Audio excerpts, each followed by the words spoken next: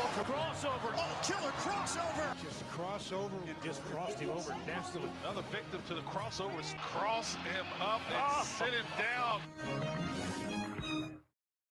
Crossovers powered by Everlevel Concrete Repair in Omaha at everlevelconcrete.com. Huh?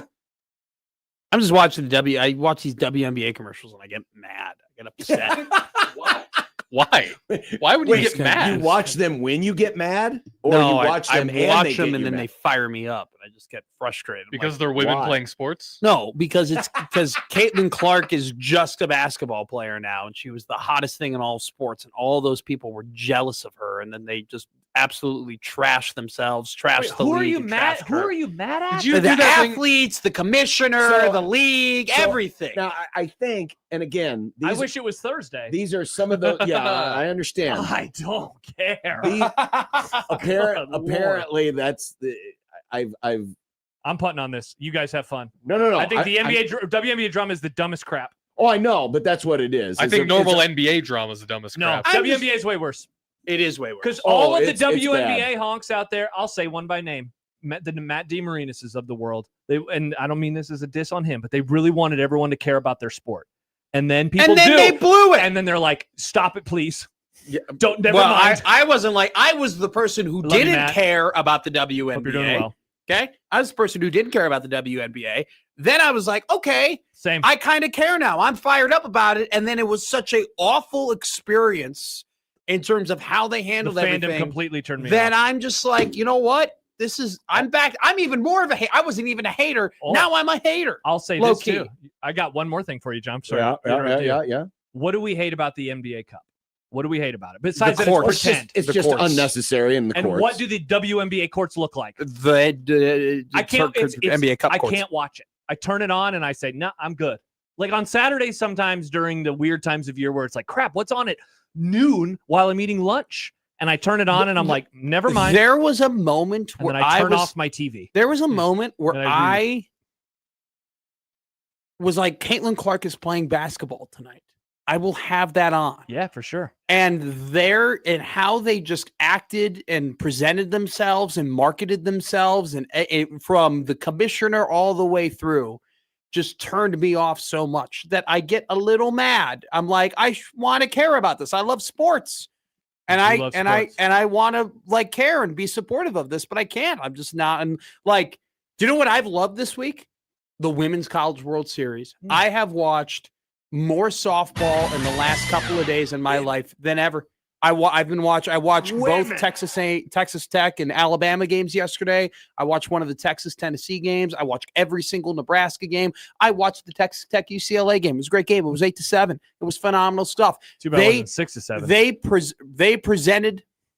They presented that so well. Like the broadcasters cared, the announcers cared, great stories. Now they did try to inject some manufactured They drama. did 1,000,000%, but it did happen in the press conferences for them to be like they were explaining. that's The it. coach true. did or didn't So, talk. I don't yeah, know. But, Still- but the problem was that, you know, ESPN took it to the next level by trying to Zapruder the whole damn thing. Literally, Like it was like crazy. it was a big deal or Yeah. something. It's like, who cares? But at least they're trying. Like at least Sure. they're giving Right. the care to the product. Yeah. I But- respect that, and and you respect women. well, it's a good product. Softball's fun. It's quick. It happens in 2 To women. hours. Notice how Respecting he women. didn't say that he respected women. He just kind of pivoted and said it's a Yeah. good product. Yeah, that's quite interesting. I man. do respect. Mustache Adam says, "What I'm hearing is Matt prefers younger women, ageist and sexist." Yikes! Tough look as always I for don't you, know. Matt. You know what? You can label me whatever you want. I don't really care. at this Black point. racist. You're a racist. No, I'm not that. You just said I could label you I whatever. know. I want. I'm not. Don't do that. That's crazy. Nazi, that's a label. All right, No. He's reading the German books. I read it. Platcat writes, "I don't want anyone to care about it. I liked when no one paid attention and lines were soft as hell. PC or no, wait, never mind. Oh, here it is. Used to have dog bleep lines like 10 to 12 points off of the true number. People watching and betting eliminated so much edge. Why is Patrick Ewing Oh, walking well, at in? least Black Cat's got an investment That's awesome. reason for this. Good for Platcat. Ball knower. I want to meet Platcat. Black Cat has sent me how much money he's won on WNBA bets. Is it and good? He's a shark. Wow. He's a WNBA shark. I think you mean sharp. Shark. No, a shark. Okay. The sharks are like sharp money. Okay. Or the sharks are like that's what you Why would bet that not like be a in sharp? No. What's the difference between a shark and a sharp? Shark is what do you? Oh my God. All right. So No, I agree. A shark, a shark is like a big creature, better, big teeth. big teeth. Like he's like a big better, like a dark very eyes, like a intense better. doll's Like eyes. those are like the pro betters. You He call loses the pro. his teeth, it grows back. No, you call the pro betters sharks. Like odds shark is like a website. What? You're wrong. On No, this. you call it a shark. I call them sharks. That's Well, what I call them. I don't shark- care if I'm right or I'm wrong. I call them sharks. Sharp betters are sharks. You know what this All right? is? Stop it. You- I'm not doing this again. You know what? I'm sick and tired of You know this. what this is? You know what this is? This is the same as how I learned how to score in my This is scorebook. so dumb. Because in the Oh scorebook, yeah, you do your K wrong. I always thought, because it made logical sense, the backwards K was a swinging strike because the K is swung around. Well, it's actually the opposite. But you But still that's do the it way that I way. taught myself. I've never called anybody No, he's a I've shark. tried to adjust. I've never said he's a sharp. That's dumb. No, you say he's a shark because that makes more sense than a smart. Yeah, that's what I said. Shark. I called them sharks. I'm not going to read any of the comments right now, Matt. Read them all. I don't care. Read them all. I don't give a damn. No. Aaron of Papillion, Matt is wrong. Yep. Mustache Adam, one thing, Matt isn't sharp. Yeah, Kenneth. Nope, they're sharps. Sorry, Matt. Aaron They're not Papillion, sharps. I've never heard them called sharps before. Ever. One thing Matt isn't sharp. Ever. That's mean. Ever. And then Kenneth says we're back to the breakfast. Are you sure argument. you're just not doing this to protect your old co-host so you don't want to misidentify? No. No.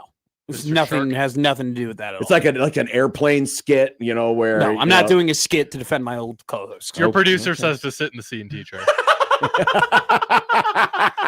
My own producer talks more crap than anybody on That's the not crossover true. chats. He does. Oh, in the chat. in yeah, the chats, he yeah. does. Yeah. Our That's boss only turns 'cause- into quite the keyboard warrior. I like it. It's fun. I've never heard them called sharps. I never will call them sharps. I think they're dumb. I'm going to call them sharks. Gary Shark.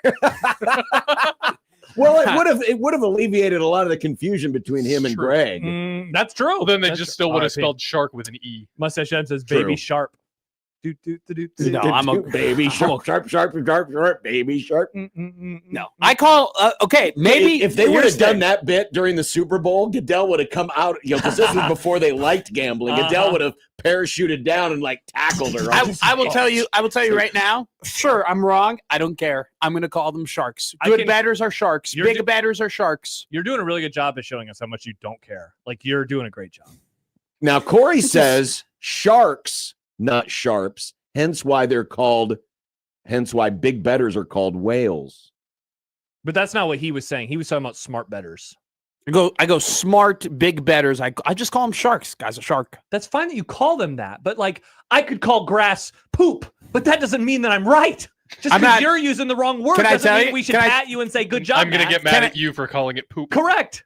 Can I tell you? I sure I'm wrong. They're called sharps and not sharks. It's not going to change how I say. All right, that's fine. You can keep saying it wrong. I will. I know you will. I'll be totally okay with it. I could The tell. rage baiting is really in nowadays. It's not even rage you- if bait. you rate oh, wrong, I you're- heard this. Yeah. You know, if That's you, what you should have leaned into. Said I was doing this on purpose. Yeah, it was a bit. Yeah, it was a No. bit. I It's don't a want. I don't want to bit. be. I don't want to be people who were formerly on this radio station and be like, "Oh, guys, it was just a joke. Haha, you're taking it way more seriously than I am." Is that your Matt Schick impression? No. Pokey scare. Sorry, guys. Got to go cut the poop today. Otto says, but Matt is of gambling. This is like when Nick was of music that one Yeah, time. that kind of did happen there. But when I do it, it's funny. You know, it's endearing. I mean, you crashed out pretty hard just now. No, I'm okay. Okay. I'm fine. You gonna go cut the poop later too? I will cut the poop later. My wife cut the poop this morning. Your wife cut the poop? Oh yeah, I never do. Wives Well, I can did. cut poop. Yeah. I didn't say wives can't cut poop. My wife Are you loves to cut surprised the that poop. I'm not someone who likes to do that? I'm actually not surprised. That Yeah. somebody Mowing likes to do sucks. that. I hate it. I think that's a logical. But again, thing, by the I've way. explained it before. For a lot of people, and I guess I'll say a lot of specifically men, they love mowing because it's like I am alone in my own thoughts and I don't have to talk to anybody. I get that every day with my runs. So I don't need to mow. I like yeah, it because but the it's best part relaxing. is you're accomplishing something when you mow the lawn. You're making I the am too. grass nice and John, when I short. got home and I looked at a meal and I said, I don't care how many calories are in this meal, I accomplished something. See, I can eat whatever I want. That What I- means nothing. You, I your like lawn doesn't look good because you couldn't do it. What- She did. Oh, it looks and- great. It and- looks better than and- I do. And this poor woman who Poor? works her fingers to the bone to cook Finger- your meals. Oh, yeah, she does cook from time to time. And by time to time, I mean All every the night. time. The egg roll in a bowl last night. Thumbs up from your boy. I still would like to know some of the people in Josh's neighborhood who kind of look cross-eyed when they. There's one How other come- woman who How come no. he does it? There's two other women in our neighborhood that mow their lawns. Yeah, I was it's like, because their husbands died. well, one of them there is no man at that house. The other one, I just see her doing it. So maybe she likes mowing, you know. It's 2026. Women are allowed to mow now. Bro, Matt. don't look at me when I'm you, I looking did at not say this. women. I just said, yes, typically it is uncommon that the woman mows It or is. cuts the poop in this case. That's the poop. Exactly. And you know, I was just asking, good for Riss. If Riss likes it, Riss It's- likes it. And I love it. I love it. You like mowing the lawn? I don't love it. You love watching her cut the poop. It's great. I looked outside and I said, she's having a great time. See, what I like about cutting the That's poop. like when the dad sends out the kids to shovel. And they're like, look, honey, they're having an awesome Having a time. lovely Look how time. much fun they're having. See, but I think I shoveled every bit of snow this year. Nice. And it was great. You have a blower? No. Really? No, I do. You've been to my house. My driveway's not that big. Still, blowers are great, though. It takes probably a half hour total to It would shovel. take 5 minutes That's if you why had a I'm- snowblower. That's fine, but I get to listen to a podcast. I get to listen to my favorite Oh my radio God, shows. You listen to so many podcasts. I know. But I support you. Sorry for supporting you, Matt. I prefer you not I because then listen you to wouldn't correct Crossover. me. Yeah. I don't want to be corrected. I mean, This is once again why I don't need a girlfriend when I have all these men in my life correcting me. You know, mm. Mustache Adam. Those blades on mowers to cut the poop are very sharp. That's going on the No Context 1620 Twitter account on the Liquid Trucking Zone Twitter feed. Oh, pesky blues. Go follow it today. You got something for us, Matt? Yeah, pesky blues. What's his? Debo.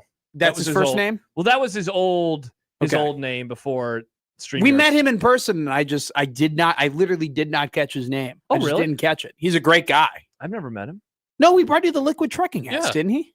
I thought I wasn't. No, Did he stopped by. Did he at go to the tee box. Oh, that's right. He did go to the tee box. At For the some tee reason, I thought he box. dropped those off here. Yes, that was awesome. when you did that remote, he stopped by and dropped those Shout off. out. That was a good time. That was a good time. All right, new topic. Someone's got to Okay. come up with it. I already provided enough content. You did today. a great job. You done good, kid. Did you hear about our dumb debate topic for you guys? What's up? So, John, I believe that breakfast is a signal of time period. And Connor Happer, and Happer's going to be like, I'm explaining this wrong. But Happer believes, okay. We're off to So- a great start. This is So, not going well. I'm Let's actually say- on board with this right now. I got to get this right. Let's say Happer says that, let's say he had an Italian sandwich, Mm-hmm. and he had that Italian sandwich at 9 a.m. Mm-hmm. He would say that he had lunch. No. I had lunch. I would say, no, you had a sandwich for breakfast. Yes. Mm-hmm. Okay. And Happer says that, let's say if he were to eat pancakes at 7 p.m., Happer would say, I had breakfast. For dinner. But that's my point. Dinner is an indication of the timestamps, just how lunch and, Well, yeah. and breakfast is. Yes. Breakfast occurs from 5 a.m. to 10:30. Well, And lunch occurs from 10:31 to about 3 o'clock. And then you have the early dinner, and then you have dinner from 6 to like 9. I mean, you Yeah. you have Nice. to look at the literal word breakfast. Breaking your You're fast. breaking your Yes. fast. It is so for people who work a normal schedule, and I realize there's third shifters out there. Shout So out to our third shifters. You all. God bless you for doing it. Thanks for listening. Thanks for And- listening. Overnight, folks. And Or we don't have B, local I'm glad I programming. never do it. But Yeah, that sounds if terrible. you work a normal schedule, yeah, breakfast is whenever you break your fast. So I was just your post. Well, now, real quick, I want to read this from Stibbs. I actually think you agreed with Connor and you were confused the whole time. No, I did not. I did thought not. Matt did a very good job during the crossover of actually making Happer's argument for Happer, even though he wasn't trying to. It was I did not. I did not do that. If you say you're having breakfast for dinner, you are going against your point because you're acknowledging that breakfast can't happen at the end of the day. correct. You are acknowledging that I'm having what you would have in the morning Yeah. at night, Correct. breakfast for dinner. Yes. So should What you- Connor is saying is he could have lunch at 9 a.m., which means that you can have breakfast. You can say, oh, what'd you eat last night? Oh, I had breakfast. Okay. But you would go breakfast for dinner yeah. because you're eating breakfast when you would eat dinner. I don't know what we're triggered about right now. Because I wasn't making his argument. I was making my argument perfectly that dinner is a construct of time and not necessarily what you're eating. So would you be less triggered if somebody said breakfast food for dinner? If I said No, I'm that having, would make my point because you're eating breakfast food for dinner. You're acknowledging that dinner is a time construct and Yeah. not a food construct. Sindelar says, I think Matt loves getting bullied. Is this your kink? No. You know, there's websites for this kind of stuff. Oh, I'm just willing to put myself out there. To see and teach. I've long said that breakfast is a state of mind. You know, and I agree with Matt where it's a time construct period. of time. Same with lunch. Although my grandma would get confusing because she'd ask me if I wanted lunch, but she meant snack. And then What? Yeah. That's weird. Dinner was lunch, and then supper was Yeah, supper. don't even get to the dinner supper It was- debate. yeah. I don't like those people. Well, Hey, I don't my even. grandmother I don't was care. a very kind lady. I What's mean, the dinner? Isn't it just the word? Yeah, some people. I don't like the people that call lunch dinner and then dinner supper. It's a rural There are thing. It is people a who do dinner- that. It's a Because farm thing usually for the sure. bigger meal was at noon People who live in towns with 10 other Because- people because of the work on the farm. and our friends at 97. There you go. We Ooh, I love was the waiting zone. for you to do that. We love everyone. Thank you for listening. I'm don't like you forming if you my call it Josh Peterson impression, and really the Josh Peterson impression is gonna be- not a voice. You'll it's need bigger just- teeth. It's and better hair too. Thank you. And what else? Bad takes. Okay. No, you got those in spades. Oh, I'm baby. okay. I don't need to. He I has don't the need to masochism impersonate down, that. though. I'm just worried that you're going to start turning into, your usual. No. Hey, is this the gonna be Josh another Peterson Gruden? impression is just like,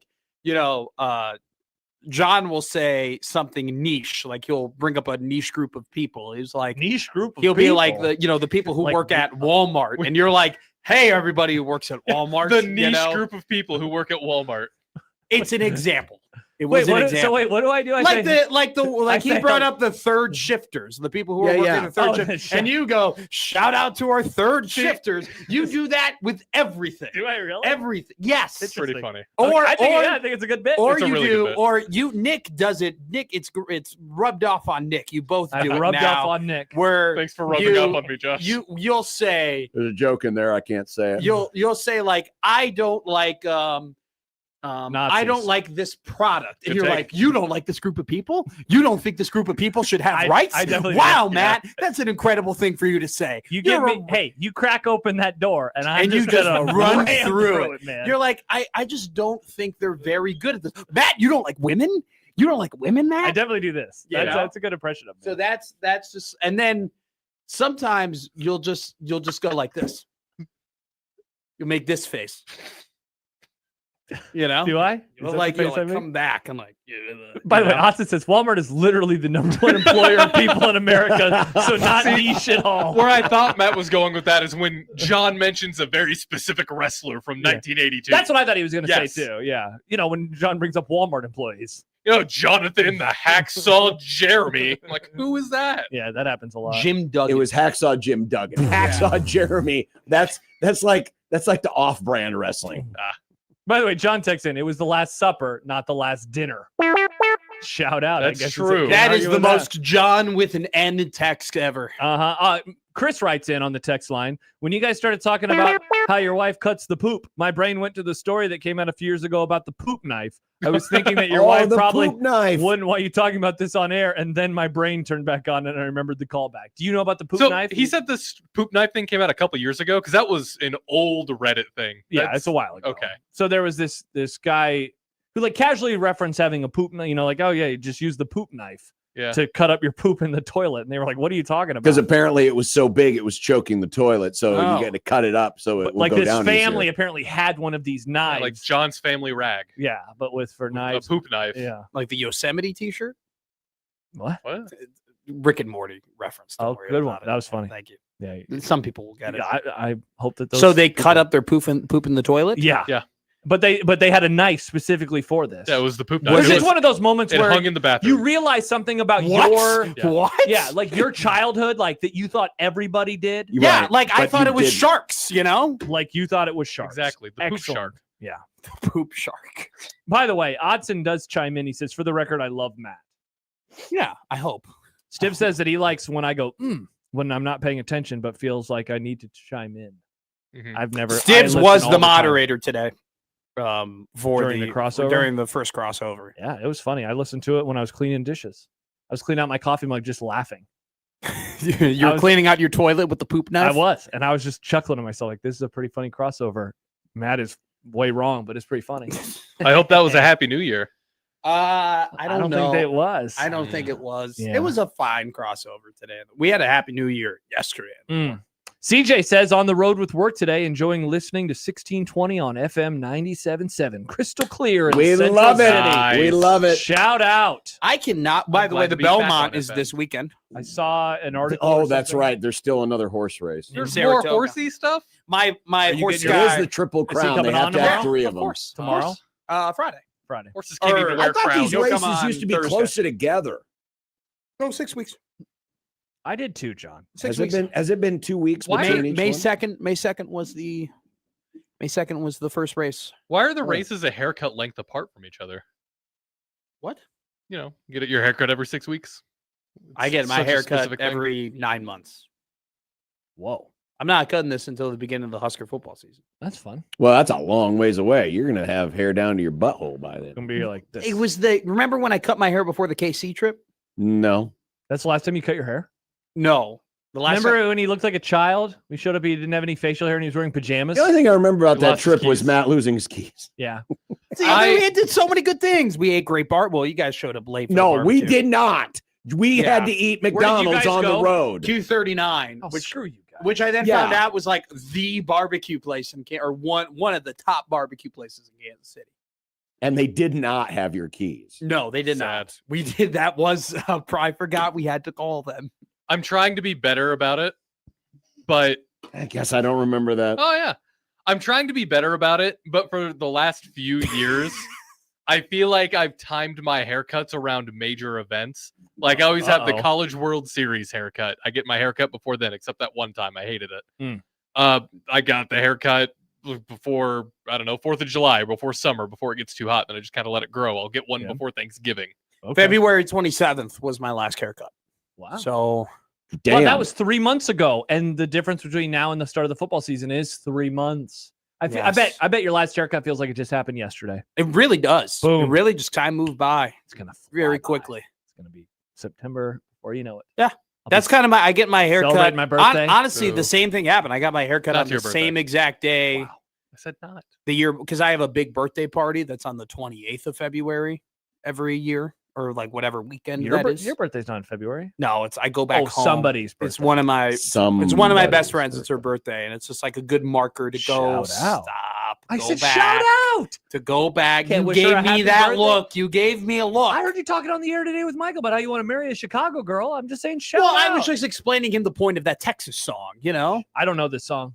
The Texas song. it's like I don't It's want for the young people. Yeah, it's for the young people. Young people don't It's listen to basically Michael was saying the song is the girl explaining that she never had a chance with this guy because he's from Texas and he wants to love a Texas girl and she's from Tennessee. And Michael was like, that ain't the reason he's leaving you. He's leaving you because you ain't good enough because like he wants to be with the better girl. And I was explaining to This is a Michael, bad country song. I'm just there- gonna say this right now. it's actually the #1 country song in the world right now. It's probably the #1. It's one of the most played songs in all genres currently. Right Imagine now. denying yourself happiness because this person you're talking to is from a different state. Sorry, we vibe and click on every aspect, except you're from Tennessee. Can't do it. That is a thing.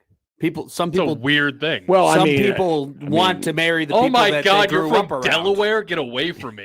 I mean, there is coastal differences. that's what we need. We need more country music about Delaware. That's true. There are coastal Definitely. differences.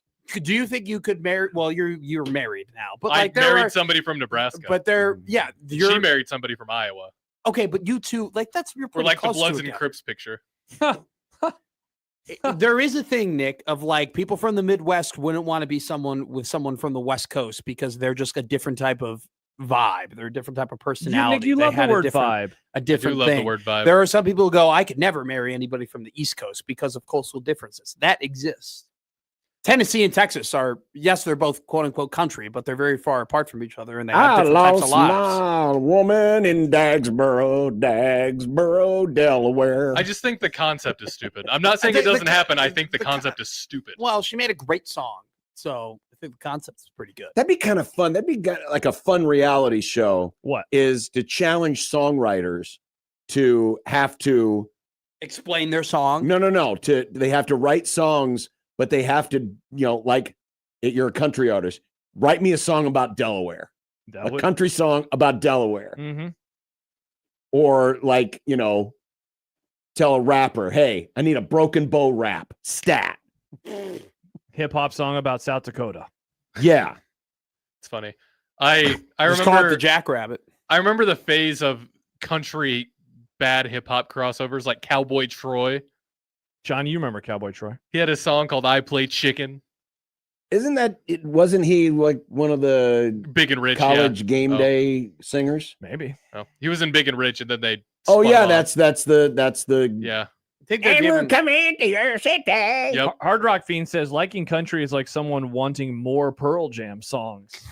And then in parentheses, kidding Stibs. do they have Shams in a booster seat right now on this panel? Is he short? Oh, he's a tiny guy. He's a Chicago boy.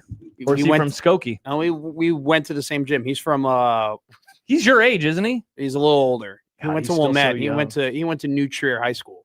Hmm. That was like kind of like it was a public school, but it was more of like a rich kid public school.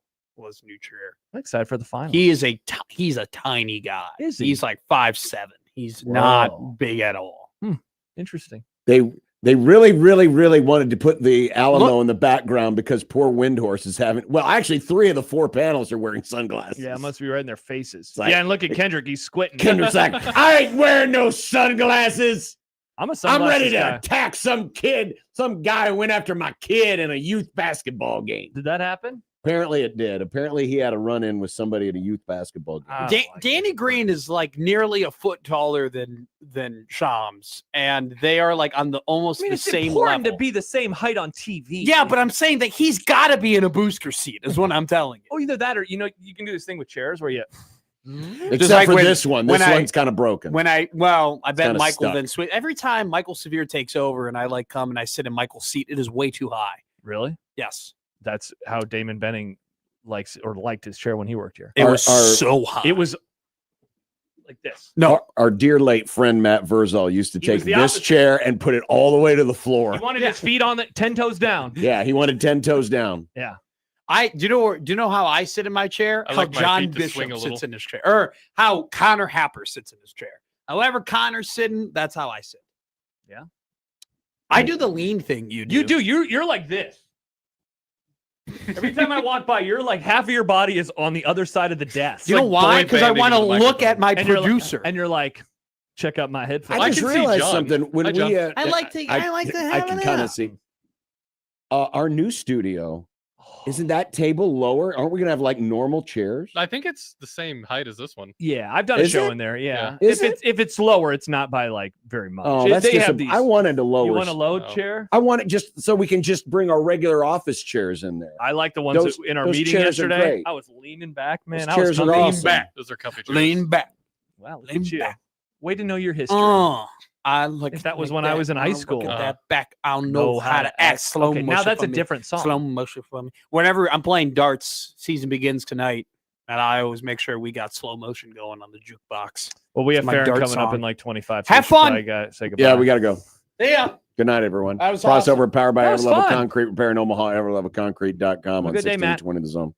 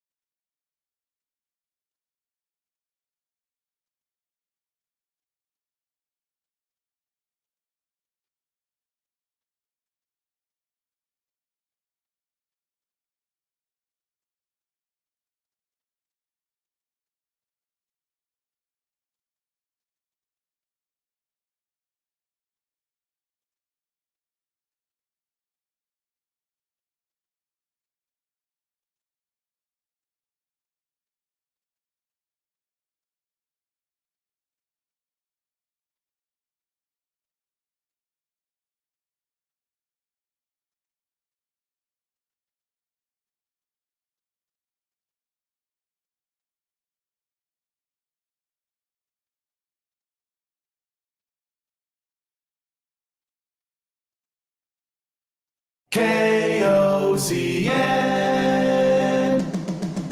Unsportsmanlike conduct on 1620 The Zone.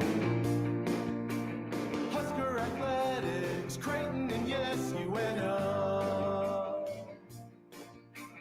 Don't miss a moment, they'll give you your fix. They're on every day from 2 until 6. Spend your afternoons with John, Josh, and Nick.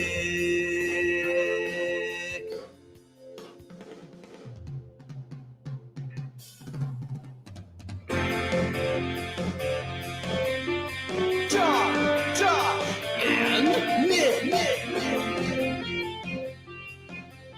They'll show you what sports talk really is. What the hell kind of Sweet 16 is this? We got Trojans. I didn't think people use them things anymore. What? I don't have anything to say. Neither do I. Unsportsmanlike conduct on 1620 The Zone. Husker Athletics, Creighton, and yes, UNO. There's like 3 out of 380 billion college Division I sporting programs that use the nickname Trojans. And all 3 of them are in the Sweet 16 of college baseball. That is Wow. wild. That is a fun stat. And 2 of them are playing each other. I feel bad for the announcers. Trojans lead at 3-2. Which ones? I mean, at that point, they're probably just going to go with the name of the town, right? Or I know, area. but sometimes you just like to switch it up. You don't like to always say Chicago leads New York. Chicago leads New York. It's, Cubs over the Mets or whatever. But now it's like, well, crap. Well, like with Creighton, I'll do their women's games, and there are the Gessert sisters. And so normally, when you get into a flow of a basketball game, Yeah. you just start using their last name at a certain point, right? You're like, hey, Jackson for 3, Jackson for 2, whatever, because you just don't want to say the full name anymore. But with the Gesserts, you have to say it. Or I guess you lean into the first name if it's a radio broadcast, but all the games I called were on ESPN Plus, so I couldn't even do that. Could you crouch on their position instead? Oh, the center goes this way instead of just saying No, because then they'd be like, oh, he doesn't know who's on the floor. Ah. Yeah, you don't want to do that. No. Like there's a thing in our system somewhere where there was an interception at a Nebraska football game, and the announcer said intercepted by the black shirts. Oh, Because didn't know who it was, right. And then said the number 23. Sounds like that's not what you want. Sounds like you needed to be there to spot. Yep, And mansplain. I did. Instead, I was nice. Said I was back in the KRNU studios. Backseat producing. Oh, Yep. That's where I was that day. So I couldn't help this person out and say, "Oh, it's Lance Thorell." wow! You could see it all the way from there. Those Well, are I good was binoculars. watching on TV. TV's an It's an incredible medium. interesting invention. Mhm. Indeed. Mm-hmm. Welcome to the Grum on this Tuesday, June the 2nd. We didn't even acknowledge yesterday was the first day of June. Oh, happy June. We're in June. It's summer, man. It is feeling like summer out there. Oh, It's it has thick been. and warm, and the grass is a green and growing, and the snow is just a memory. But we're getting close. What? We're getting close to when the grass goes from looking all nice and green to looking brown and dead. Well, we Because needed rain, and we've gotten a lot of it. we have, but I'm just saying the spigot is about to turn off again. And then it's going to get just incredibly terrible. Don't want to be outside hot. Yeah. I mean, right now we're in a good spot. It's at times a little uncomfortable, but it's still comfortable enough. Now, if you're Michael Severe, it's like, no, I'm melting out here. Yeah. But for the most of us, it's tolerable. But we're getting close. Well, last night to I got when home. it just gets hot. Last night got home and it was very warm because I wanted to go outside. I wanted to sit outside with my dog, but I was like, man, I let him out. It was just too humid. Yeah, Wouldn't have been so bad if it wasn't for the humidity. It's not the heat, it's the humidity. humidity. Ugh. That's what gets me every single time. The Midwest is so weird because it's either too windy or too humid, and we very rarely have none. Yep. That's how summers go here. Mm. That's how summers go here. But we still love it. We do. I just want dry heat. Yep. More dry heat. We love it anyway. Yep. The Grum Down Come down. today. Not the regionals we expected. Mm. The regionals We've got an anybody. entire quadrant of this bracket filled with teams that have never been to Omaha before. and two of them are going to make it and play each other Well, yeah. in the first game. Mitch Sherman said this last night. Next weekend, Cal Poly or West Virginia is going to play Little Rock or Troy in an opening round game of the College World Series. None of these four have ever played in the event. One of those four teams is going to win a game in Omaha. Incredible. Yeah. Incredible. Good for them. Usually you got to go through, a gauntlet. You got to, oh, look, hey, here's Nebraska. We make our first college. Oh, crap, there's Miami. What the hell? But this time, not so much. And you've got a couple other programs. St. John's hasn't been to a College World Series since 1980. Whoa. Kansas since 1993. Welcome to the hog. Hell, even USC. USC hasn't been to a College World Series since Mark Pryor pitched for them in 2001.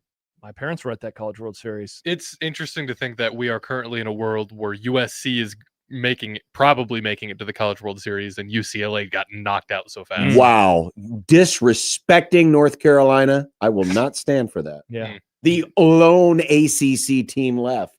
Wow. North Carolina. And that fits, though, right? The ACC never wins championships. Well, speaking of the ACC, that's Mike Farron saw the ACC's best team go down in flames. So is this a sign language interview today? Will he be holding up pieces of paper with words? Oh, like Black Noir. Yeah. He says he's fine. He says he's fine. His voice is good. He's going to be ready to go. All right, perfect. Sucking on those cough drops, I hope. Michael Throat Bruntz will be along with the Nebraska ball post-mortem. And the football ramp up. It's that time, folks. There's no ramping up. There's nothing going on. Big Ten Media Days are like barely a month away. Okay, well, that doesn't count. Yeah, I think I put in my vacation stuff today. I think I'm gone for that week. Let's go, baby. Are you going to Big Ten Media Days? Nope. I'm going to Colorado. That would be a tough Happy birthday to Sophie's my grandma. choice. You either get to go to Big Ten Media Days or Elite 11. You have to go to one of them. I'm only picking Big Ten Media Days because it's in Chicago. I will go, and I'll go to Media Wrigley Days. Field. Yeah, I'll do that. And plus, maybe could talk to Signetti. Like that sounds fun. I would like to talk to Kurt Mr. Signetti. Siggs. Like, dude, I was on the bandwagon for you way earlier than most people were. Oh, you just want to simp for him the whole time? Probably. Mhm. Steve You kiss your Sipple. toes. Steve Sipple openly chose Elite 11, and it ended up being a good choice. I guess it did. He got multiple columns out of it. Speaking of, Redacted is tweeting and calling recruits again. And that's all I'm going to say. I have we had a tiny bit about this yesterday, but I have a follow-up on that and a few questions that I would like to pose to the room. Oh, boy. Yep. Just don't make fun of me. Good questions. I'm not going to, Nick, we're going to turn off your microphone. You won't be allowed to talk that Oh. segment. We're going to take you out of the StreamYard. I hope geez. the Biffs in the basement have stretched their fingers. It'll be just fine, John. I'm ready. I think we can handle it. We didn't know it, but all this time, Nebraska ball was playing with an extra player. Yeah, they were. Nice. You going to say congrats? Yeah, congrats. Okay. ESPN Why didn't isn't you? as impressed with rules Congrats. newcomers. What? That's today's subject in 100 Days to College Football, which we didn't even get to yesterday. We keep missing Oh, it. no. Well, because more And yesterday important was things 100 were days to happening. the NFL. We didn't do that. Shucks. Well, but we did by celebrating the greatest trade in the history of trades. That's Herschel. I want an open for that. I want us to have 2 daily countdown segments: 100 days to college football and 100 days to the NFL. Well, go into your little lab and make it happen. yeah, make Captain. one. You used then to produce. Yes, but I would have to talk you to Yahoo's into it. Oh, but then we couldn't do this baseball segment. No, it's a again. fun bit. You can try to shoehorn it in, and Yeah, maybe we'll give up. You once. shoehorn everything else in. What do I shoehorn? There's no horning of shoes. You're horning a lot of shoes. Am I? It's actually kind of a problem. I'm a little worried. Super hot take market. Oh yeah. And Lord Stanley is basking in the summer sun. I can't even do the fart noise like that, so I'll just go. Gosh, I wish it was What Thursday. a joke of a sport. It is hockey. You guys need to have more respect for yourselves. This is a travesty. These Welcome are to the World warmest Bobsledding Championships Yeah. between Costa Rica and Jamaica. This is ridiculous. This is unreal. We can't get cold weather teams to win cold weather sports anymore. Yeah. Yeah, what's a warm weather sport? It'd be like, oh, congratulations to Well, that's why Antarctica. You just won swimming. No, there's not even people that live there or are born there. There's penguins. Yeah. Gosh. They're pretty good swimmers. Ridiculous. Penguins are really good. Congrats, hockey fans. But yes, there's game 1 tonight. Cool. And once again, Canada. Out. Come on, out again. Montreal. You let us down. I was going to wear my Montreal hat today. Nope. Oh, man, I forgot about that hat. It's gonna stay in mothballs. John won't wear it until the Habs are back in the I Stanley Cup final. refuse until the Habs get back, or any Canadian team gets back to the Cup Finals. Final. Remember, it's singular. Final. That's right. Drop Cup the S. final. It's clean. They only NBA play one game? Finals. Mhm. Really? No. But it's called the final. That's weird. That's what it's called. Prairie Flower Casino Zone hotline is 402-951-1620. Equitable Bank Zone inbox, John at 1620thezone.com, Josh at 1620thezone.com. You can email us anytime. I mean, you don't have to do it during the show. I mean, if you think of something, and occasionally we get to it. Somebody sent an Sometimes we email. don't. Well, like David sent one here. This is how you cut poop in KC, and the yard's looking good. Wow. His Good poop, job cutting that poop. his poop is in a group. Looking very good. His poop is in a group. I got there. an email last night. Oh, it was at the very end of the show because you and I, all three of us, were wondering what is in an egg roll. And Steve sent us an email last night. It's shredded cabbage with pork and meat, or pork or meat and vegetables. Had it last night for dinner. Delicious. Yeah, but I feel like I'm missing out on something. It's like Where's the crunchy I thingy? had pie without crust. Mm. Yeah. I just opened up a can of cherry preserves. Yeah, the crunchy part of the egg roll feels like an integral part of an egg roll. Mm. It's What are you called saying the about my roll. wife? I'm saying I'm confused why it's an egg roll. Oh, I'm in a sure bowl. it was good. I'm sure it's I would just delicious. be missing the egg The roll. crunch. That's why sometimes even though a burrito bowl is easier to eat, I'm like, I'd rather have a burrito because I like having the tortilla. Well, I like the burrito bowl. I prefer the burrito bowl over the burrito. because it's I- cleaner. I like the Yeah. tortilla. Yeah, but man, I love the tortilla. See, and I like the tortilla because you have the burrito, and then when all the stuff eventually falls out onto your plate, you have chips under that, and then you have nachos after your burrito. Wait, where did the chips come from? You get chips. Oh, I see. and then Okay. you put the chips I on was- the plate. I was eat it concerned over that the your burrito, like your tortilla, was morphing somehow into crunchy tortilla chips very fast. And I was wondering how you were making I this use happen. very cheap tortillas. Apparently so. The Equitable, I mentioned Equitable, Liquid Trucking Zone Twitter feed at USC 1620 Oh, yeah. is how you can get in touch with us there. Like this one from Veli, who wrote, you mean, Veli, is this like off-brand Eli Manning? it might be, who wrote, you mean Brep Fast? That was in response to our conversation Oh, a half hour ago. yeah. There was another one from El Scorcho, our resident Browns fan, listening to the radio replay. This is from last night, 18 hours ago. And the Deshaun talk just makes me so sad and mad. It's crazy that there's a debate on if he is the worst quarterback or person. It's obviously person, but he's so damn bad. And then he added, I hate my life. Why not both? Thanks, El Scorcho, for listening. Thanks, El We Scorcho. I appreciate bet he it. can be the worst person and the worst quarterback. Interesting. So you're saying he is as bad of a quarterback as he is a person? Yes. That might be a worthy bracket to do someday, is worst person in every sport. Mm. That could be fun. Deshaun Watson, Greg Hardy, Ooh, is Deshaun Watson the worst person in the NFL right now? O.J. Simpson. In the NFL right now? Yeah, Yeah. I'd say so. Hmm. Given what he was accused of. it's true. Don't really, I mean, do we know, like Ray Rice back in the day? Mm-hmm. Yeah, there's some bad people. Very Really bad people. Really bad people. So him and Tyreek are probably pretty high seeds. Tyreek Hill, horrible person. Uh-huh. Because he's hitting kids, Yeah. breaking their Yeah. arms. Nick liked him. I did. It The cheetah. was a tough look for me. Mm. The Dolphins were winning a lot. Sean writes, not going to lie, the liquid trucking hotline sound makes me smile every time. Oh, it is a good sound.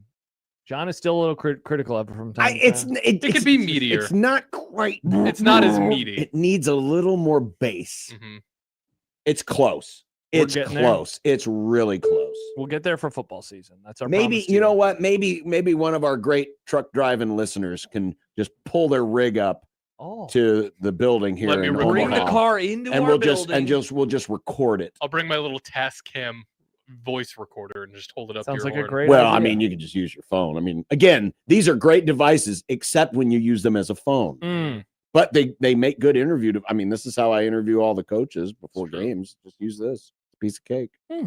Very easy. I just realized the other day I could do it through my watch too. Really? Yeah, the same app is available on my watch, and I So, tried it. Coach, how are I wouldn't how want are to you do doing that. I mean, today, Coach? It would work like in a pinch. Like if Yeah. oh my crap, my phone's either running out of batteries or I left it up at the table. I don't know or if Huss would something. like that. You're sticking your wrist in his face. He's getting distracted by the scars. He's like, okay. wanna know Well, how I'm I not got these turning it scars. upside down, and you can't see the scars when it's like this. See, but then you probably feel like you have to work out. Hey, So you Huss, can- what was you your can- strategy you in can- the second half of the game You today? can flex a little bit, show him your nice meaty Oh, forearms. that's fun. Look at that reflection. Yeah. Oh wow, look at that. Ooh. Exciting.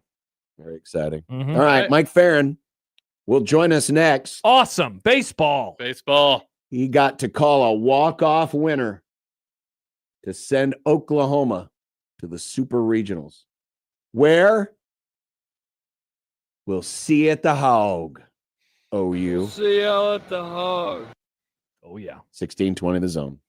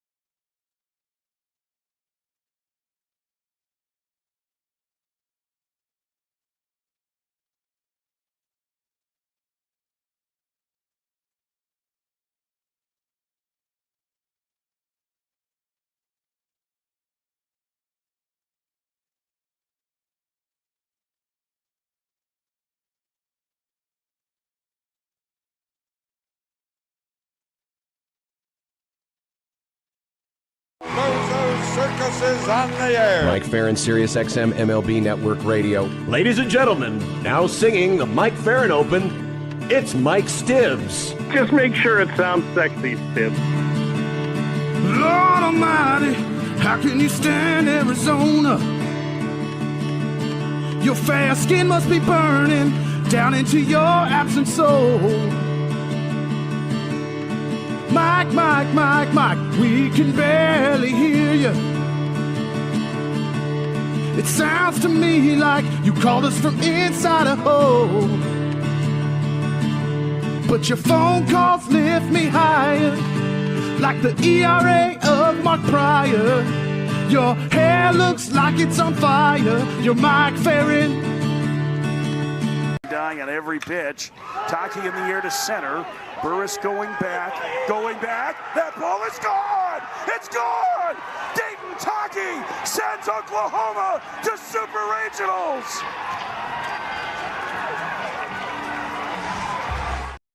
Call him the Sultan of SWAT, because Mike Farron has seen more home runs in the regional round than any other announcer the last 2 years. I did the math. Incredible. Is your mic on, Mike? He has it muted on StreamYard. Oh, it's muted. You've muted yourself. Oh no. Are we? No. Are we having the same problem, Nick? Is it the same problem we had with Severe? Oh no. Something broke. Did someone break something in our computer system? Well, that makes sense as to why it wasn't working with Michael yesterday. Can you hear me now? Now Yes, we we got got you. you. Can you hear us? Yeah, I just had. Okay, I think thank my God. setting was wrong. I'm Okay. moving. Okay, so we can still blame Michael. Thank God. Damn it. Well, it's still Severe's fault. Yeah. I kept But no, thinking I you guys did the were math. So last year, Mike was in Athens for the Georgia Bulldogs. Okay. Georgia, not Greece. Right. Yeah. Athens, Georgia, not Athens, Greece. Most home runs of any regional last year. This year, he's in Atlanta. Most home runs of any regional. 74 home runs in those. Wow. I believe combined. Did they play all 7 games last year? So it's 14 games, right? No, that was They 13 went games. 6. They only played 6 because Duke beat Oklahoma State in the final. And That's right. That's right. 3-2. Yeah. Yeah. But what a finish. What a game yesterday. We had it on, of course, here in the studio. I thought for sure after the play, they made it. Georgia Tech made it short. I thought, curse. Yeah, that was just a tremendous play. It made the Sports Center top 10. I thought, this is where the comeback dies, and then boom, come right back, get that run, and then go to the 10th inning and walk it off on the home run by Dayton Taki. Yeah, it was.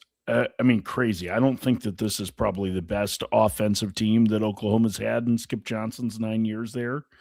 But they played really well in that series. And, you could kind of see it. Like there was a lot of pressure on Georgia Tech, and they started to feel it the longer they went on in that series. They had an 8-2 lead on Saturday night in the regional final, the first regional final. And for them to end up losing that game was, I think, a little bit surprising to all of us. And yesterday, you could just tell that there was a difference pregame with the coaches, the players. Like Oklahoma was really loose. They were playing with house money, and to come back again against them, went down 7-3. That's pretty incredible. So I just think their performance was phenomenal. So What really cool, and they've got some arms. Like their arms are good. It's just that they have Yeah. not been consistent this year. What did you think? And we didn't get into this much yesterday, but Tate McKee, who was on the mound for the fateful home run yesterday, threw 104 pitches on Saturday. He came in the 9th, gave up the tying run, but they roll him back out there for the 10th. Yeah. I mean, what did you think of that decision in the moment? I was a little surprised he went back out there for the 10th, especially since they hadn't used Dimitri Angelikos, who's one of their, or Angelakos, I'm sorry, who's one of their better relievers, the entire regional. Like there were a couple of decisions, right? Like not going to Patel on Sunday is one that didn't feel as big a deal in the ballpark as some who were watching at home and some of the analysts that I was texting with over the last couple of days thought, just settling that game down, shutting it down where it was, then sending Patel back out for the 8th when he was clearly smoked. We just just seeing that was really kind of surprising because he had given them like the longest outing that he had all year out of the bullpen and had done a marvelous job. Like he was in a position to win them that game.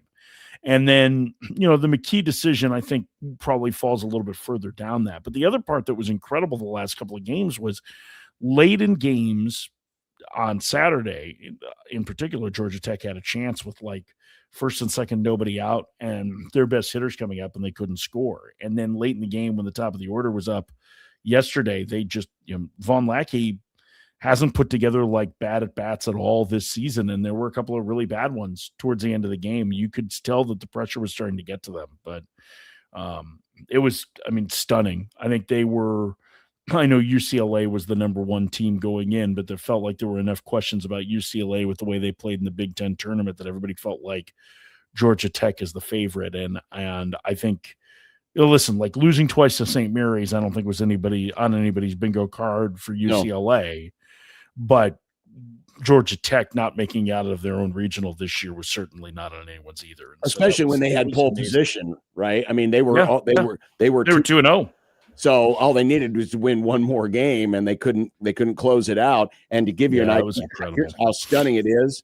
I don't know how long you were in the ballpark after the game. But this is a picture from Ken Segura, who writes for the Atlanta Journal-Constitution. That 90 minutes after the game, you have Georgia Tech players still in uniform, still like in the field, just like either walking around or just sitting there in the grass, stunned. It's kind of reminiscent of, because I was at Rosenblatt for the Warren Morris home run, and to see was it Alex Cora face down in the dirt at shortstop for Miami as the celebration is going on behind him, and they had to pull him up to get him off the field. He was so distraught. I think Aaron Fitt texted this yesterday, or tweeted it yesterday, but he and I were texting about it. This was very reminiscent of Tommy Edmond walking off Indiana in 2013. You remember that? Schwarber's junior year. Yeah. Stanford was the home team in Game 7 of the regional. Edmond walked them off. And that Indiana team was a top 8 national seed too. I mean, they were loaded. That felt like remember the team that went to Omaha, Schwarber and Travis were sophomores, and the next year they were even better. Yeah. And that's what it felt like. Now, the difference in this one is that Mark Appel isn't going to struggle at Florida State next week. So it's what happened to Stanford the next week. But yeah, it's really like this. I still can't quite get over how it all unfolded, and credit to Skip. And Skip Johnson is awesome. Like, you guys have spent time around Skip. He's great. And the belief that he put in that team and the way that their pitchers, they ran 3 freshmen out starting the first 3 games of that. Wow. They ran a freshman out who had thrown 2/3 of an inning yesterday because he's healthy now. Like, he'd missed most of the year, but he's a good arm.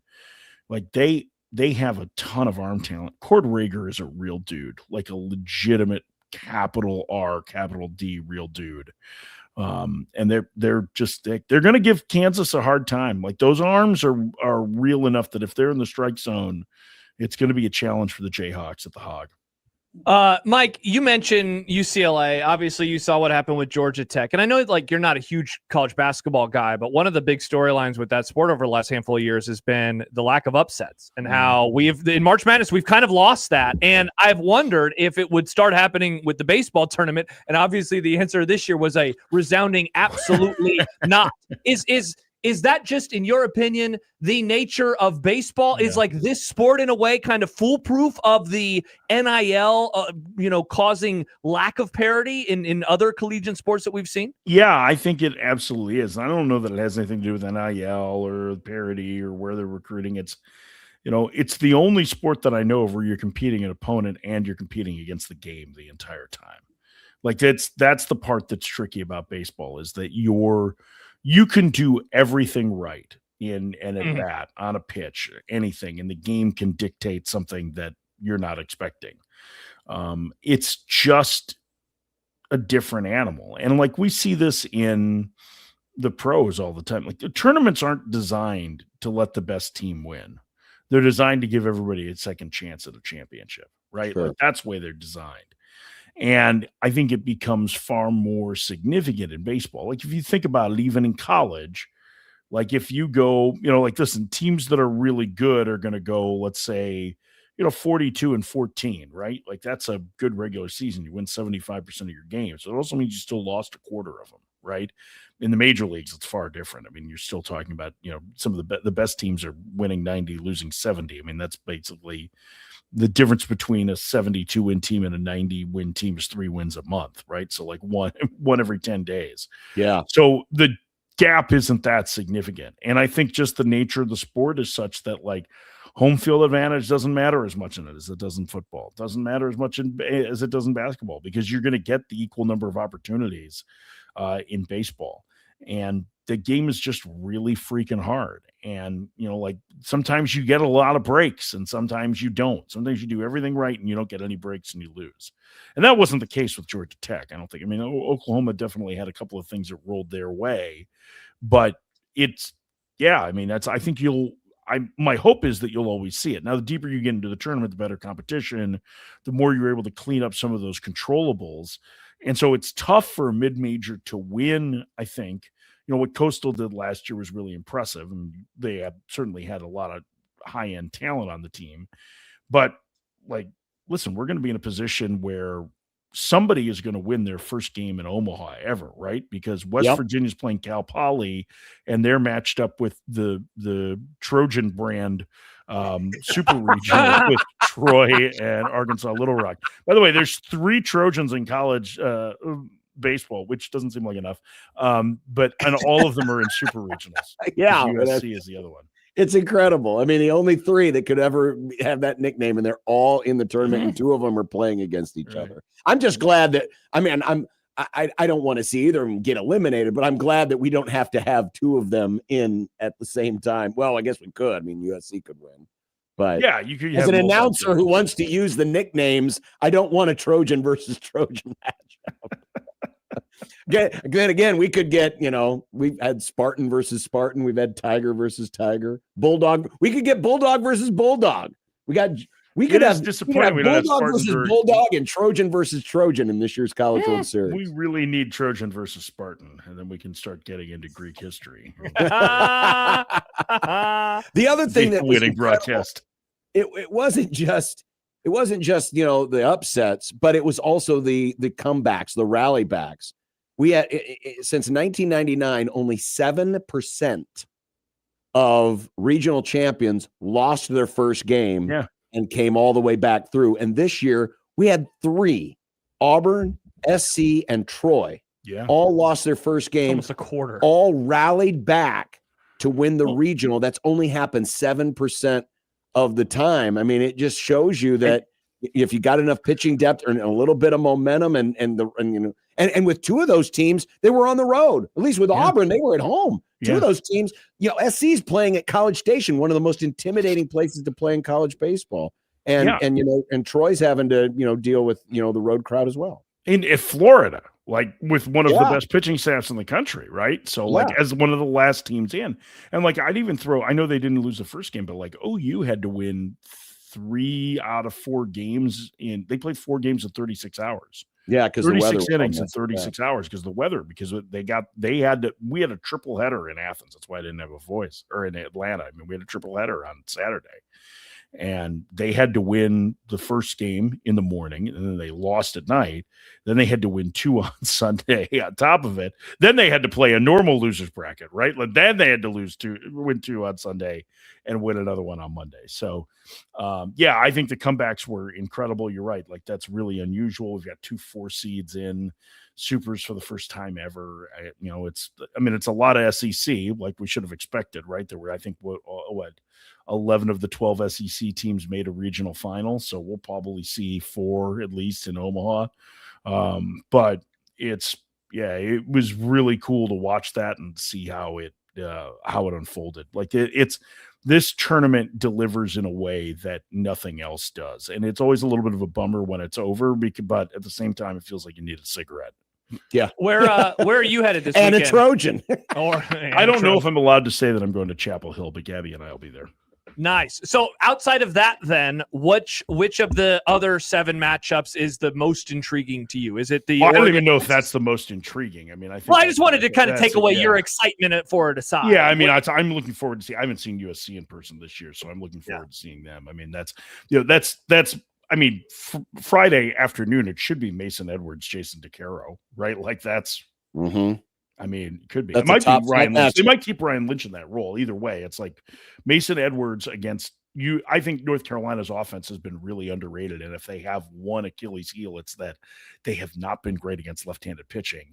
And like, this was the other part that was incredible about USC. They lose the first game, and Mason Edwards, who is, semifinalist for the Golden Spikes Award, Big Ten Pitcher of the Year, one top strikeout guy in the country, gets knocked out of the box in the 5th inning against Texas State, right? Like he didn't pitch well, and they came back to win that. So, I'm excited about that. In terms of the other ones that I'm intrigued by, I think the all SEC ones are really good. Like I got to pull up the bracket in front of me so I don't make any mistakes on this, but the Mississippi State Georgia one, I think is going to be a lot of fun. That's Brian O'Connor in his first year at Mississippi State, going to Georgia, which is a really tough environment. Wes Johnson had been a coach there. Like, I think that one is really exciting. I think that this feels like it's Georgia's year.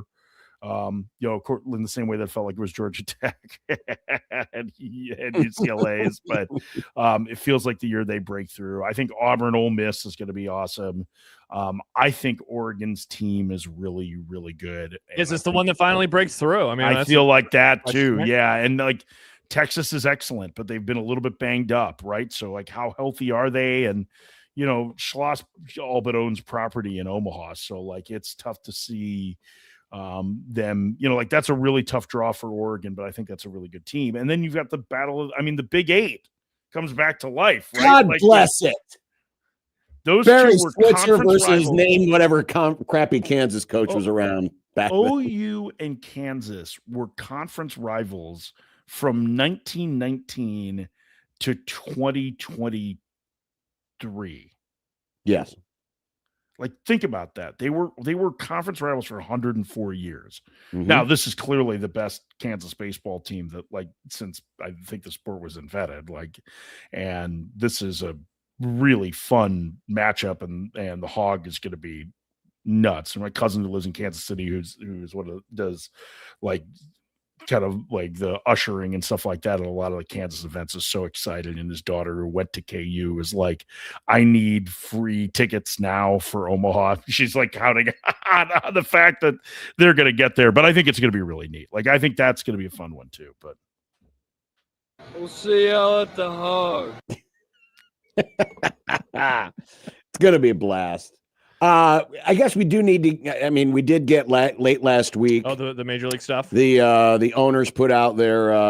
Don't pay any attention to any of this crap. Like, seriously, it's not. I'm curious though. In the PR battle, did the owners take the first round in the PR battle just because? So. I don't think the players did either. Like, I mean, it's not. I mean. This is so like both sides. The fact that they've decided that they're going to negotiate publicly this time is great for us as talk show hosts, right? I guess it's content, but these are opening salvos in what's going to be a long negotiation, and whatever it ends up with isn't going to look like either of these things. So I would we spent 5 minutes talking about the ridiculous nature of the coverage of these things. Tomorrow the commissioner is going to speak at the owners' meetings, just like the head of the Players Association spoke yesterday. Don't pay attention to any of it. It's all rhetoric at this point. It doesn't matter. None of it matters. I would not put any stock into anything that came out yesterday. Generally, these things happen behind closed doors, and the demands or the requests in any initial filing is going to be absurd. How legit is the overture by the owners to share television revenue? I mean, if they get a cap, like, that's the only thing that I would say. Like, I would not put any stock into that either. I know one of my colleagues was like, that's a big deal. It is a big deal if they get a cap, but I also think they realize they're unlikely to get a cap. Like, I just don't think that I think if they do that in a final like if that's something that gets agreed to, then we can talk about it. But I just think that they're trying to hang a carrot that makes it look good. And it's just not like, I mean, the players have already said like they would lose $500 million in salary across the board with that system. So I just don't. Yeah, and I think the math is shady on both sides on this. I don't know. Well, listen, I mean, here's what I ways. would tell you about this is what I can say with some degree of certainty is that this is not about competitive balance. This is about raising franchise values and controlling costs. Yes. That's what it is. That's what it is. And the players are fighting for every piece of the pie. Just like and I realize that the numbers are far different, but if you're in a union in a meat packing facility, you're trying to get as much money as possible for your workers. Now, it's probably more important there than it is for baseball players. So, like, I think that's, like we're talking about two completely different things, right? Like there's a difference between the quality of life for a major leaguer and the quality of life for the rest of us.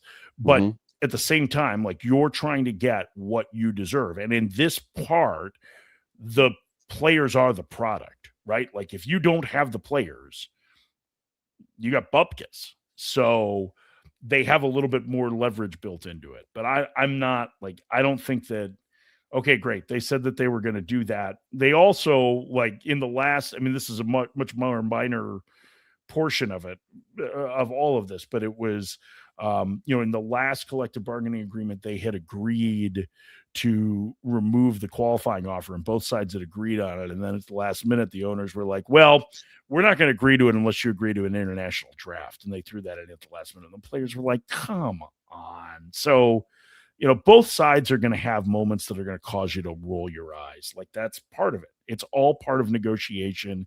It's going to happen publicly. None of it matters until we get at least to November, and probably none of it really matters until we get to March. Could I make a request? Oh, I saw this. No, I'm sorry. We don't play the Guess Who. I saw this yesterday. The Brewers, the Cardinals, and the White Sox. Your three favorite teams. If the playoffs started today, would all be in the playoffs. And the Cubs would not. Could we start the lockout now? Could we just go ahead and skip ahead and just start the lockout today? Well, John, the season ends today. So if the season ended today, the third wild card team in the American League would also be under 500. That's why it's too early to tell, Mike. I wonder if we're going to get that. I've always feared that. It's one of the reasons why I can't stand the NBA playoffs because it's too big. We get under 500 teams. I mean, who gets to be that first franchise that gets into the playoffs with a sub 500 record? Well, technically, I think it was the Brewers in 2020, but in this current format, it hasn't happened yet. I mean, the Reds were 82 and 80 last year, right?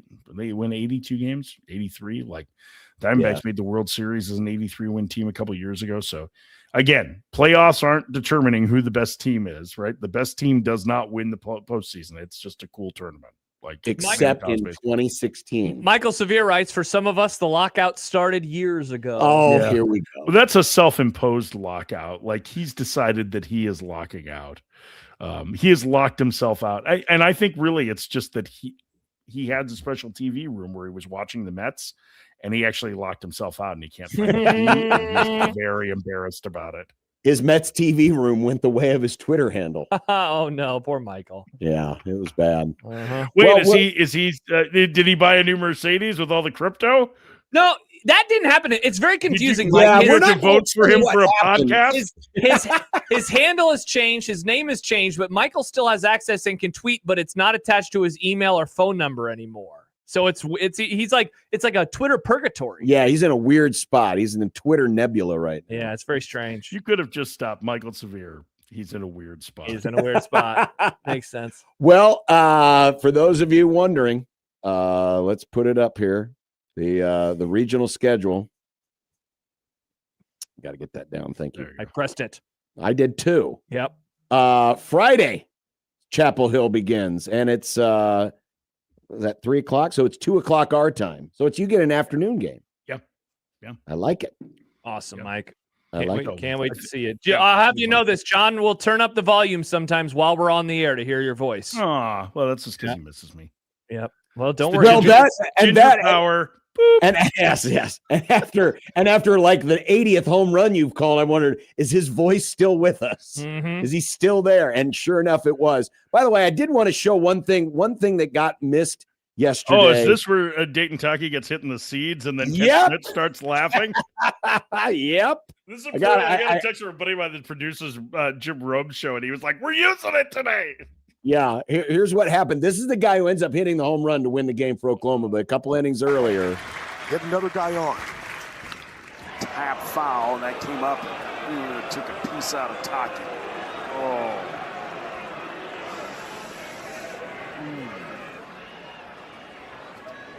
Oh, yeah, Ken Schmidt's been there. He understands. You play Really covered for him, too. Yeah, Kent Schmidt's been there. The guy's laughing. Who doesn't think, I don't know if I can say this on the radio or not, but who doesn't think a nut shot's funny? Like, it's hilarious. Yeah, we all agree. It is funny. So, have a great... at least the kid had the walk-off at the end. That's the true. really sweet moment was like, so his mom was like wearing like t-shirts with him all weekend. Oh yeah, it had like, a name on the cap. Yeah, it had the hat. She surprised him coming. He didn't know that she was going to come. And then like when he hits the walk-off, of course, we interviewed him afterwards. And like I asked him, I'm like, what did it mean to have your mom here? And he was like, he started to break down. He's like, I love her so much. I can't wait to go give her a hug. Oh, it was the sweetest answer in the world. It was so great. Because it was clear like she was living on dying on every pitch, and it was it was so cool. And she had made friends with a bunch of the security people and some of the and some of the camera people, and was telling them that like she had to be here, and she thought, you know, like, listen, this is a special day. It might be the last baseball game that he ever gets to play. And so she's there for it, and he hits the walk-off home run. Like, and he's the reason why it wasn't the last baseball game he gets to play. That's awesome. Well, have a great call, Mike. We got to run. Thank you. Bye, Mike. Oh, hey, just what? Like all of a sudden I'm chopped liver? All right, we'll talk to you next week. Bye. All right, there he is. Mike Farron, everyone. All right. You know, the NBA Finals get started tomorrow. Mm-hmm. Tomorrow, they say. And Underdog's going to do something a little bit different this time around. Yeah, you can still play Underdog. You can go higher or lower on a number of different stats for different players. But if you can identify a thief, if you got a hunch on who might be the biggest thief in these NBA Finals, you could win $1 million to pick the player who walks away with the most steals in the series.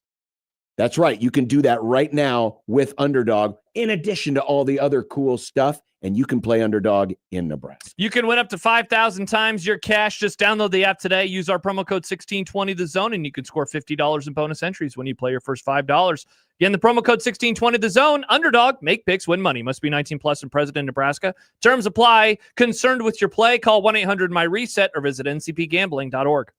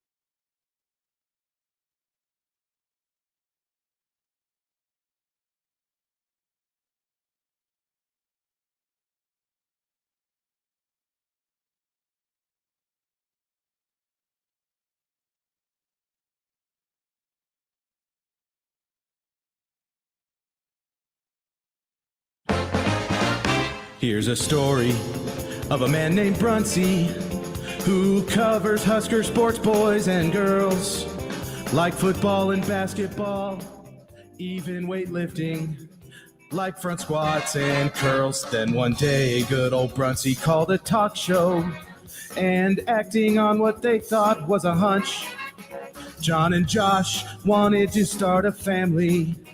And now we get to talk to Michael Brunts. It's Michael Brunts. Michael Brunts. Now we get to talk to Michael Brunts. Who joins us on the Prairie Flower Casino Zone hotline? Brunsey, good afternoon. How's it going? Great. Not bad. Man, what a difference a few days makes. You know, when we left this studio Friday night, Oh my gosh. Nebraska had won. Yeah. They were in the winner's bracket. Yeah. Auburn had lost. And so Arizona State and Ole Miss were about to play until the wee hours of the night. correct. Or morning. And you thought you could see everything, the doors opening up for Nebraska, where they could literally play the entire postseason in Nebraska.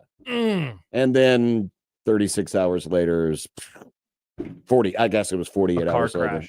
It was like a car crash. Yeah. Weird how it all came apart. Nebraska lost. Auburn suddenly had their I'm Keith Hernandez moment and decided to play some baseball. And that's where they're at. And it's Ole Miss and Auburn, just like everybody thought. So, yeah, just disappointing end. But it was, I don't know, those first that first segment of games on Friday was kind of fun. It was. Especially with Milwaukee looking like the Brewers and Auburn looking like they didn't want anything to do with regional play. Brunts, the further we get away from the performance by Nebraska, I think the more I'm perplexed by the bats going cold like they did, I guess, in meaningful moments, right? I know they scored a lot on Sunday, but by that point they had been down by a lot. And, of course, the defense, which is, for you, the thing that you're looking back on and you're just kind of stunned that the performance is unfolded in that way. I think probably the offense quieting the way that it did, and not just this weekend. I mean, in the Big Ten tournament, I mean, I don't know that they really ever kind of got going there either. Yeah. They had the weird circumstance on Saturday with the Oregon game, and whether they were going to play it or the Michigan game. Sorry, it's been a long week, but the Michigan game and getting over late, and I think there was some hangover there. But I think going into the regional, I mean, there were two things that needed to happen. You needed some bullpen performances that were uncommon. You needed somebody to go in there and get tough outs, eat some innings, and you needed the offense to kind of carry its weight a little bit. I mean, Nebraska this year has not been a team that's played a lot of 3-2 games. That was one reason why Nebraska had the season they did, was that the offense was improved the year before, and just was never kind of able to get going until late against Arizona State, like you said. So the other thing that was maybe out of sorts, and it happens this time of year, that unfortunately for Nebraska, the two errors that they had just came at probably the worst times that could have happened. And I think the thing that was surprising about that was just how good they've been defensively this year. I mean, that was a team that had the best fielding percentage in program history. They were a top 5 fielding team, and so I think that one probably would stick a little bit more with the coaches, just kind of given how things happened after that. But I think kind of throughout the weekend, I think the offense probably needed to carry a little bit more of its weight than what it did. That was the stunning part, was the defense. And you've seen this team a lot more in person than I have. But every time I've seen them, they make the routine plays. The fact that, and I know Overbeek's had the most errors on the infield this year, but not terrible. But when he and they, the pop fly, I go back to that pop fly at third base. I mean, that was that alone might have been the difference between what happened versus maybe a successful weekend. I don't know if they necessarily win the regional, but the game's still tied. in the 6th inning if they make that play. And just to see that happen was stunning. Yeah, well, I mean, you guys have watched enough baseball too to know that. I mean, when you have a play like that happen, I mean, it just is it's so deflating because you got a good pitch to get out of the inning. That team has been so good in making those plays, not only the routine ones. I mean, they've made some pretty spectacular defensive plays throughout the year and made them look pretty easy. And, when you have a couple of those types of plays happen, and even the missed double play that you had against Arizona State, I mean, that one was huge as well, just because, you get a good pitch. It looks like you probably got a double play to get out of a situation, and it doesn't happen, and you kind of have to pick yourself back up. And, I think, the bullpen's kind of been an issue off and on for most of the year, and they've been able to kind of paper over it with, good offense and backing it up with good defense. And there's just not a lot of margin for error, especially against teams like Ole Miss and Arizona State that can, hit the ball out of the park if you give them extra at bats and extra outs. I mean, you just can't do that against those kinds of offense. Bruns, what's next now for this team as the offseason swiftly arrives?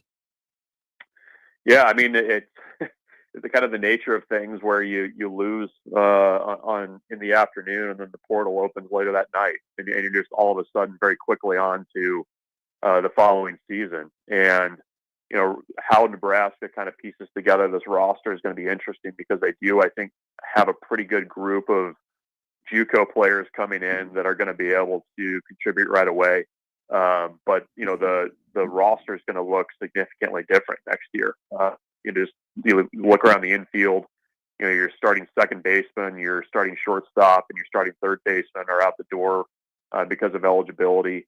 The draft could really impact Nebraska's pitching staff and what that looks like next year, with Yasa being draft eligible, Ty Horn being draft eligible, and Jay Sean Unger being draft eligible as a sophomore.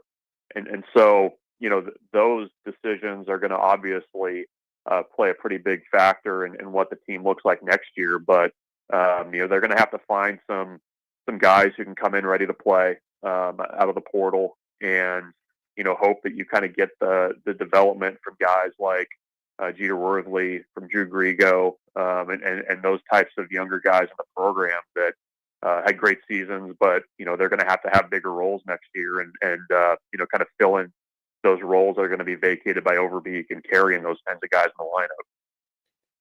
They were good last year in terms of bringing in the right kind of guys. What do they have any unique challenges that are maybe different this year in this offseason in the portal, or does the fact, and I know they're ramping up the number of full scholarships that they're going to offer, how much does that give them maybe bit of a more leg up on their Big Ten brethren? Yeah, I mean, I think, I think where the scholarship increase helps is with being able to retain guys. I think it also helps with, the junior college recruiting. I think still with the portal, a lot of it,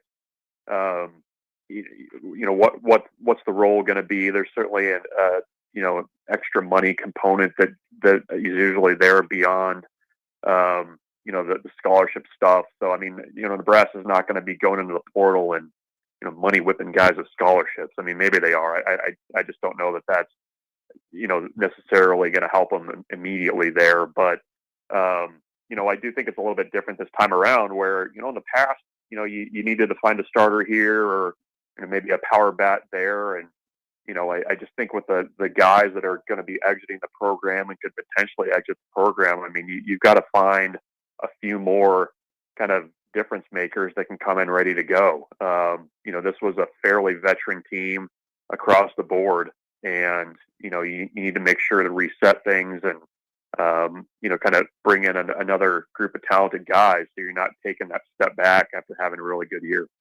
So, Bruns, I mean, do you turn to like total football mode today, or is that, tomorrow or later this week? I mean, it's going to be camp season soon. Big Ten Media Days are around the corner. You know what, Josh? All this pining for wanting football here yesterday I think you need to start covering camps for us. I'll be doing College World Series stuff. I was trying to ask our guest a question, John Bruns. Did you want to answer that question? We're on to football, Belichick style. So, sorry, John. Well, I mean, there's still baseball portal stuff and everything else that'll still be happening. But I mean, we got the Big Ten Media Days hotel is already booked. We're ready to go there. Chicago. Got the first camp on campus tomorrow afternoon. So there's no toe dipping here. We're just diving right in. Love to hear it. I mean, he does run a website that is, and we run a radio show. I know, but we aren't necessarily behooven to just doing one thing. Yeah. Are you guys going to Chicago? Are you going to do the Fugitive Hotel for Big Ten Media Days? Bruns, I'm pretty sure I'm on vacation that week. I just put in my vacation today, and I'm going to be in Colorado. As a proud representative of Pro Vasic, I don't believe I'm allowed in there anymore. Yeah, that's it's the same weekend as Lollapalooza up there, so it's there's a lot going on. John will be there for that. Isn't that crazy? Yeah. Maybe we'll send him to Big Ten Media. Actually, Days. that's a sign that Nick should be going. Oh, Nick, boots on the ground coverage of Lollapalooza and Big Ten Media Days. Yeah. Wow. Yeah. A lot going on. Get that hotel now. Lots going on. Well, Bruns, enjoy, the rest of the week and dipping your toes back into the football waters or diving just headfirst straight in. Yep, we're not even checking to see how deep it is. We're just diving right in. Understandable. All right, take care. Bye, Bruns. Yep. Michael Bruns of the Husker 247. End of the month, end of July is when Big Ten Media Days are, and indeed, I will be gone. Yeah. Man, this guy is such a fraud. He's all about football. And then a football event happens and you're just like, I'm out. I can't do it. I can't check Matt out. will have us covered from Chicago. He'll be great. The football event that I'll acknowledge are a Hall of Fame game. I'll have you covered for that. I'll have you covered. Cool. Yep. Will they melt the turf again so they can't play? No, I hope not. I want to watch football. Hall of Fame game, Nick. I want to watch a whole drive and a half and then realize, oh crap, there's no one I recognize in this game, and it doesn't matter. Every single time. That's what happens. It's Cardinals Panthers this year. Oh boy. Feel the excitement. Woo! 16-20 the zone.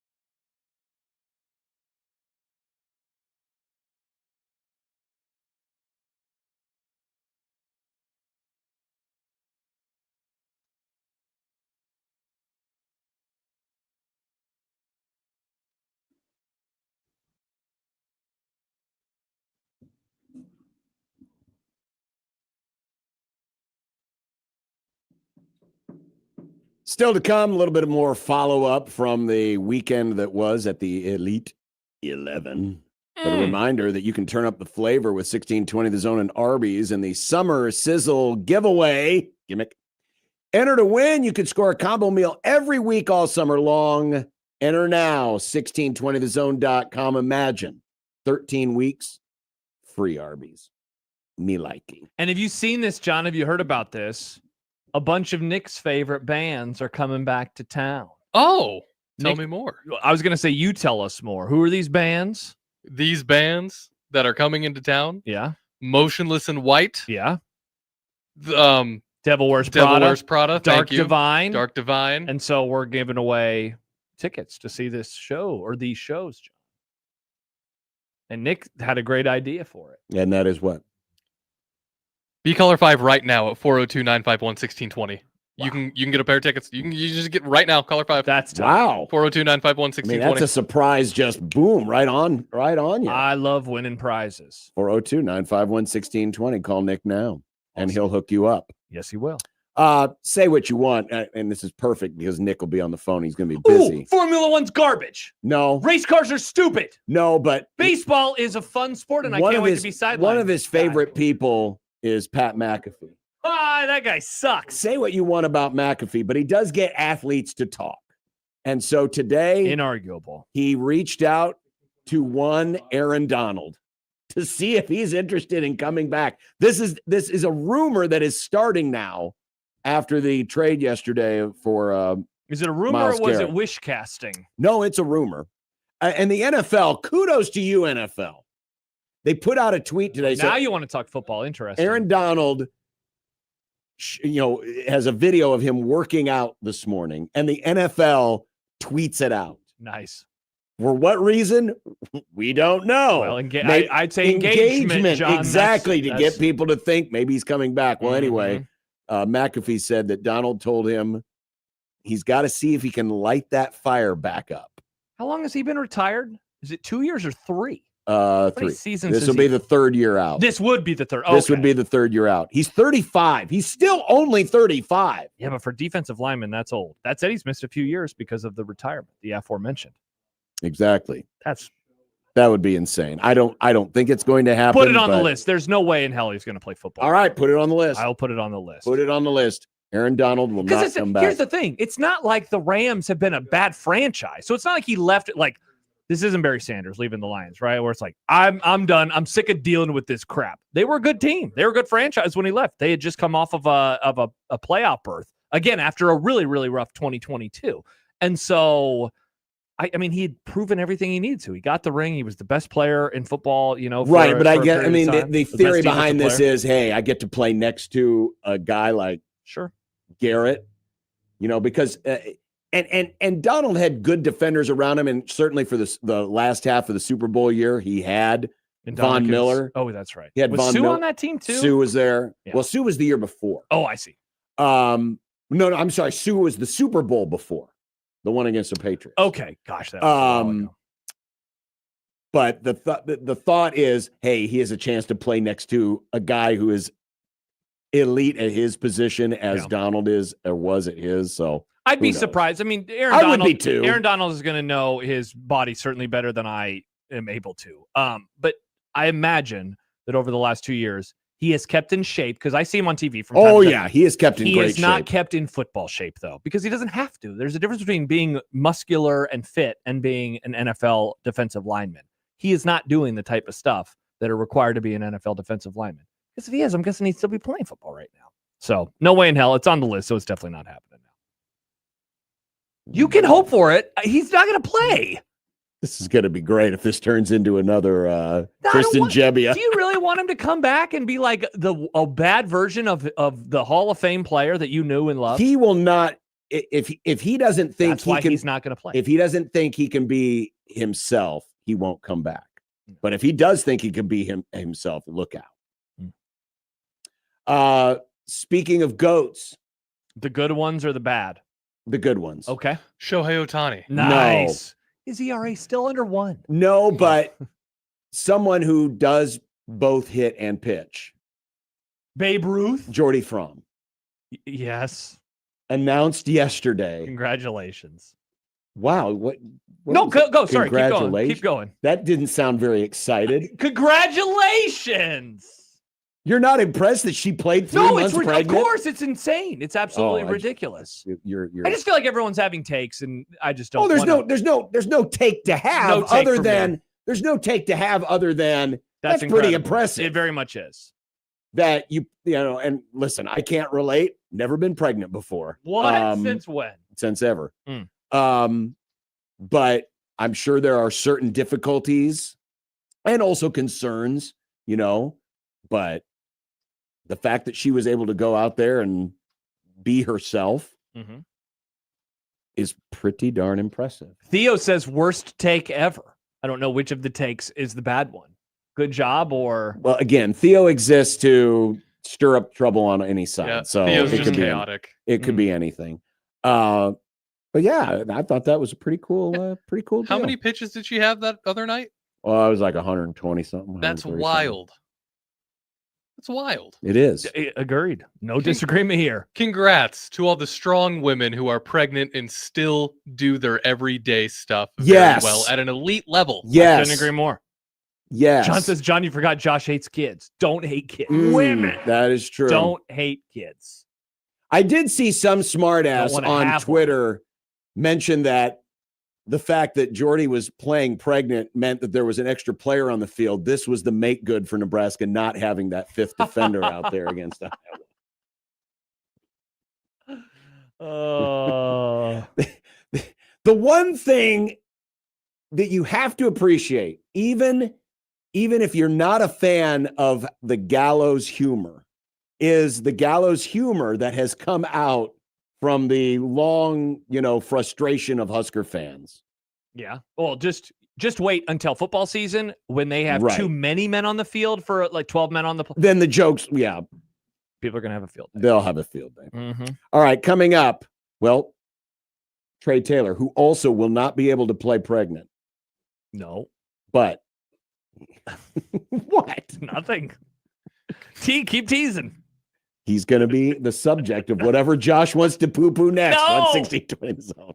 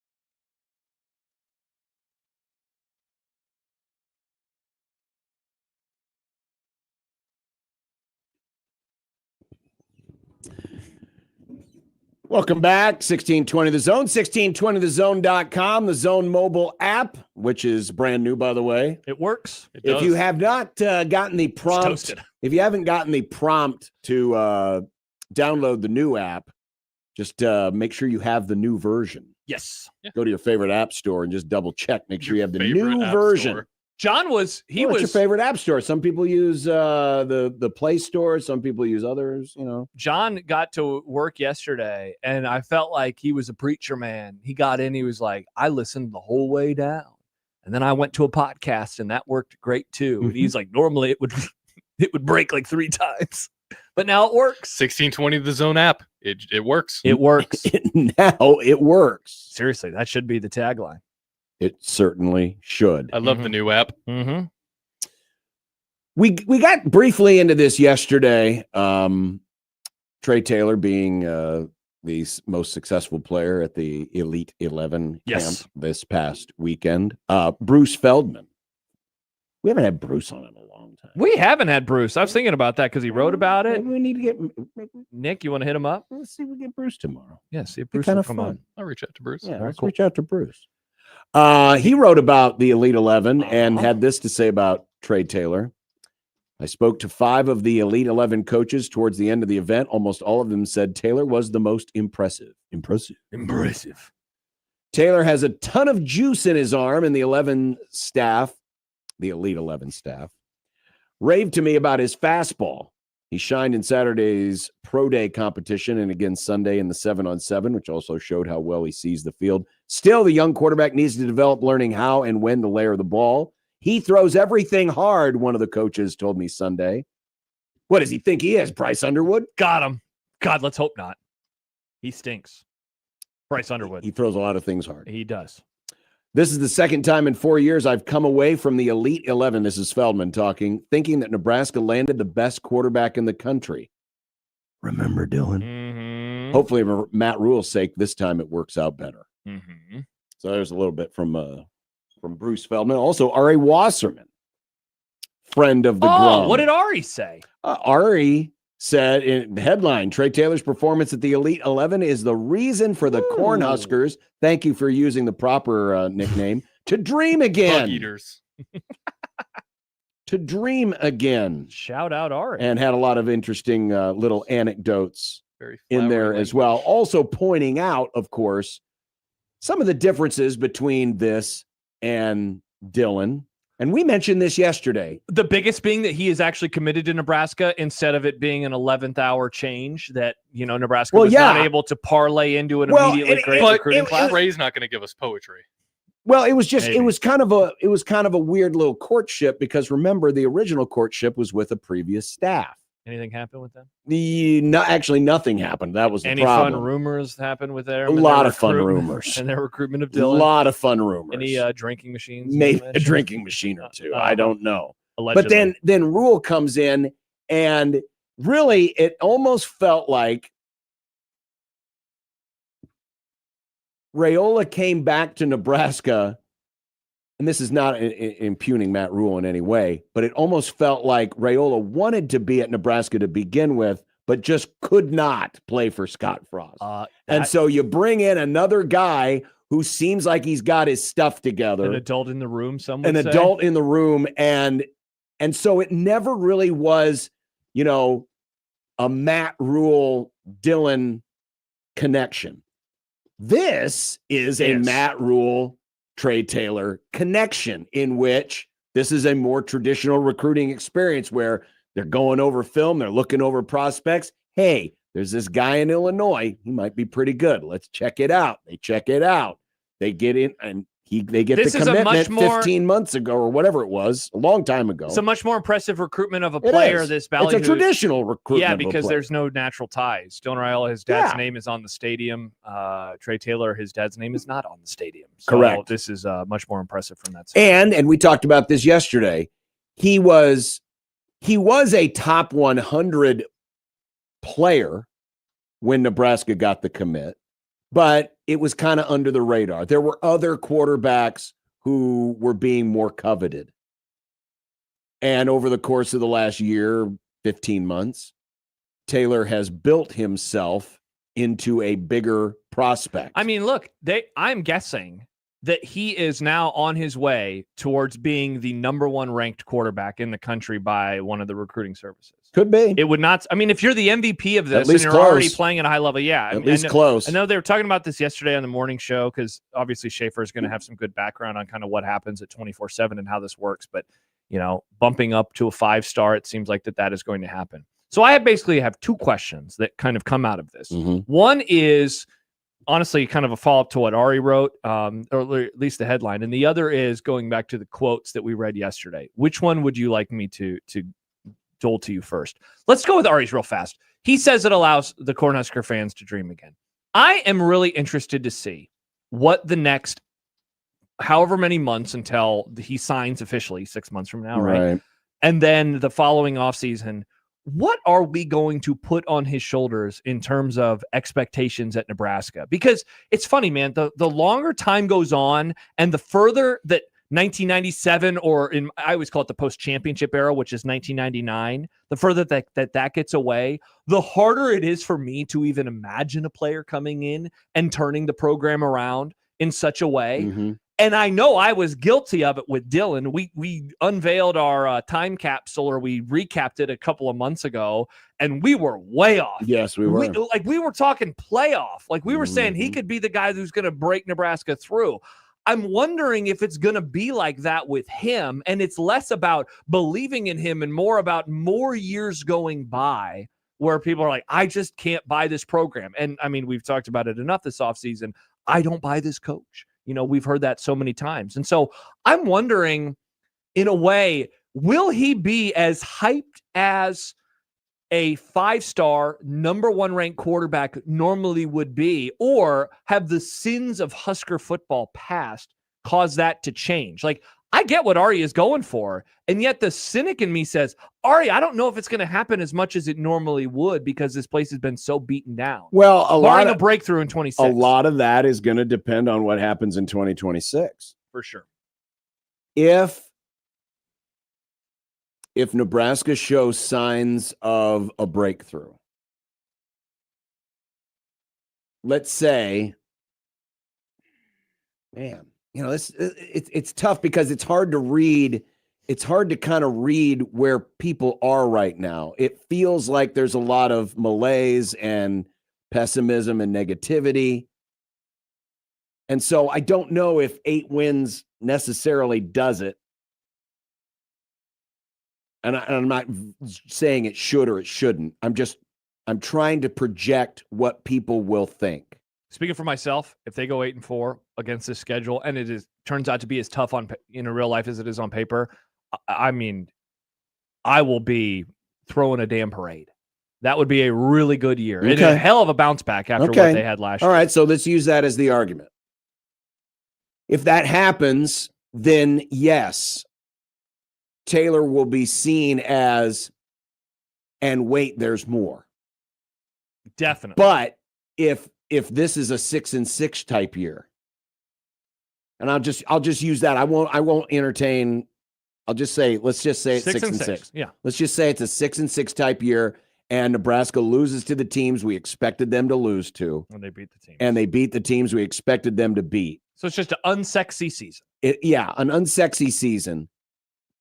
It's weird to say this, that 2 games could change the course of what people think, because it doesn't change anything about who Trey Taylor is. It doesn't change anything about him. Yeah. Whether Nebraska goes 1-11 or 11-1, he's still him. He's still him. He's still what he is going to become as a quarterback. But how his arrival is received will feel different. Will there be a lot of people saying, "Oh, but wait, there's more," or will it be well, I keep waiting for him to leave because eventually, he said it himself, it would take a coach being gone type situation. Well, and I think this coach might be gone. And, that's a great way to view it. I can't speak for a lot of folks. Now, I try to look at this as pragmatically as possible when it comes to Matt Rule and his future. The contract is the contract. And I don't see, barring an absolute collapse, anything changing for at least a couple of years, which means Trey Taylor's already going to be in the fold. You're saying at least that means a full year of him in Nebraska too. Yes, at least. Yes, and I'm with you. And there's that's it being 3. Yeah, and again, I'm trying to look at this as pragmatic as possible, not judging by emotion or anything else. That, hey, that contract means he's got at least 2 years. Mm-hmm. It's probably more, but he's got at least 2 years, which sure. means Taylor's already here. Now, where things get even more interesting, let's pretend, again, for argument's sake, 2026 is a meh year. Like you're saying, worse than 6-6. Or just a meh, just a 6-6 year. Okay. Does that put more pressure on getting him on the field earlier? Well, his dad says that they want him to redshirt. The other element, though, in the room is we don't know how the 5-for-5 is going to work, and because if Calandria is going to get another back. year. Well, and that's probably, and honestly, that's the best case scenario. The best case scenario is that Nebraska does get the 5-for-5, that Calandria proves to be at least okay. And that you're happy to have him back for and that another you're year. happy to have him back for another and year. You don't feel like you got to rush and anybody you onto don't the have field. to rush anyone else on the field. But again, for argument's sake, if that doesn't occur, will there be pressure because, oh man, it's another malaise and we can't have another malaise to try to rush him on the field?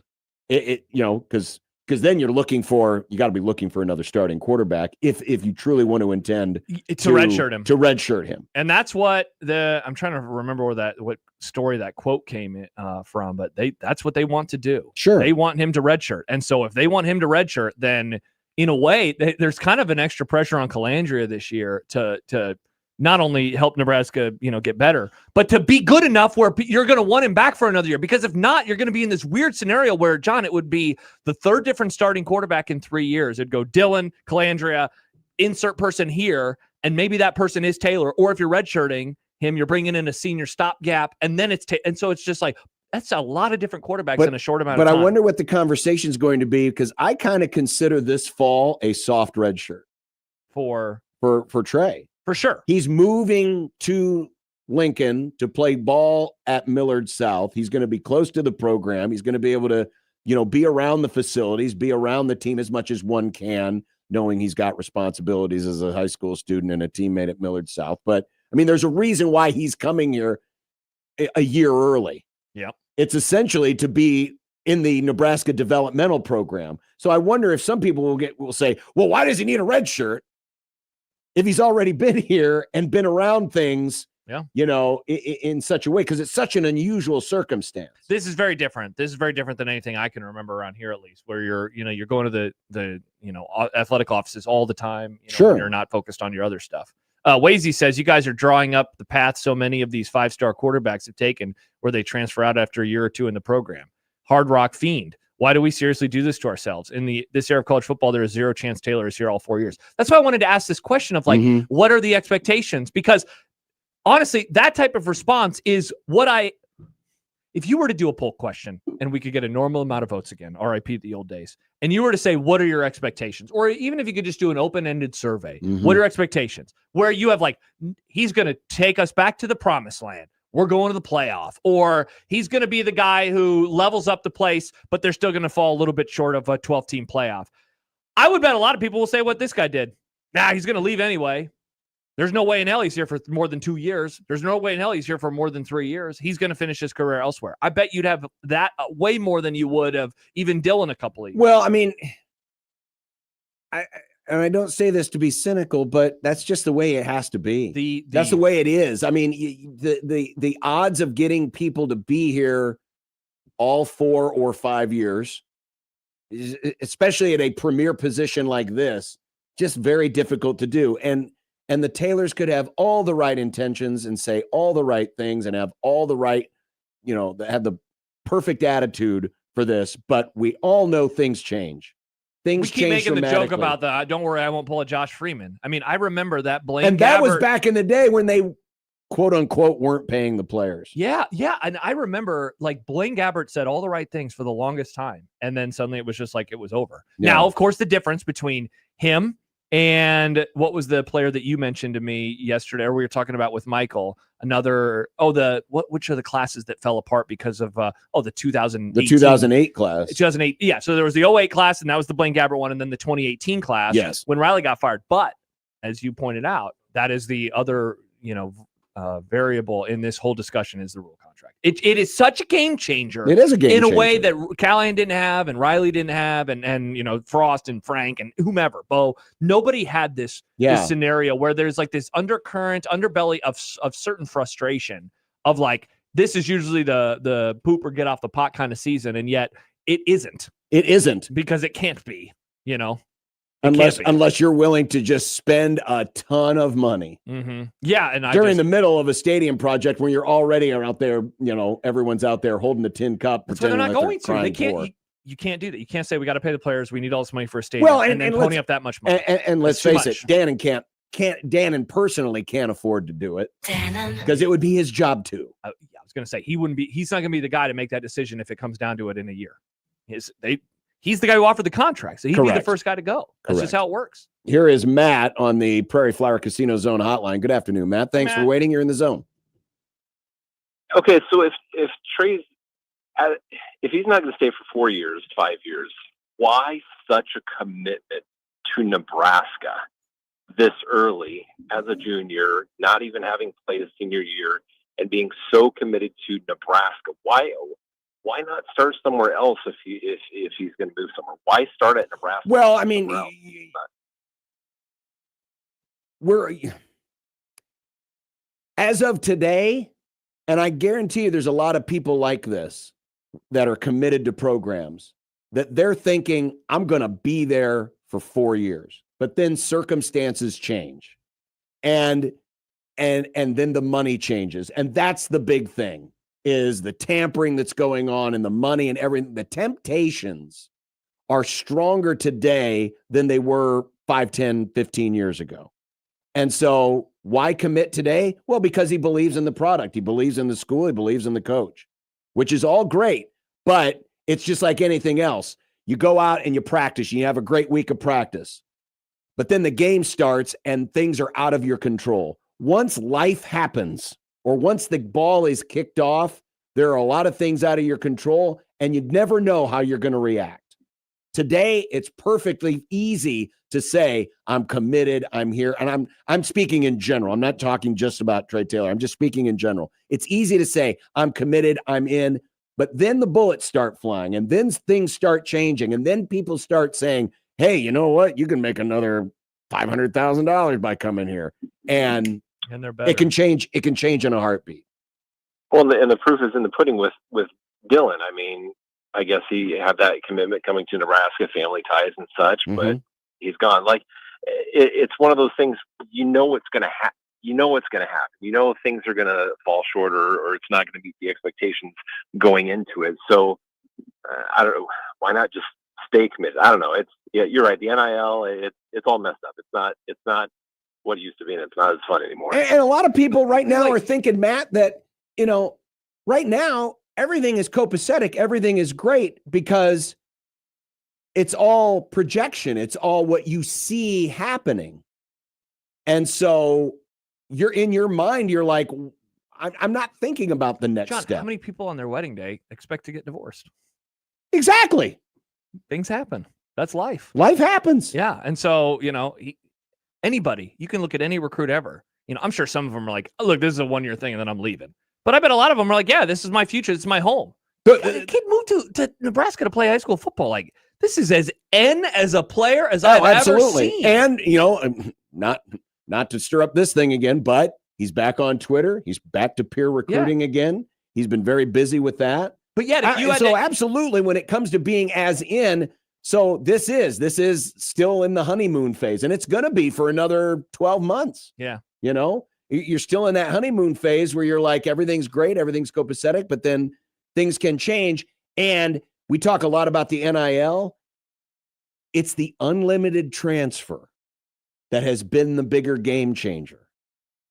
Because you don't have to sit out anymore. Because you don't have to sit out anymore. There was at least a deterrent to leaving, knowing that, hey, Oh, I'm at man. the peak of my talents. Bingo. I am throwing the ball better than ever. I'm seeing defenses better than ever. I am ready to play now.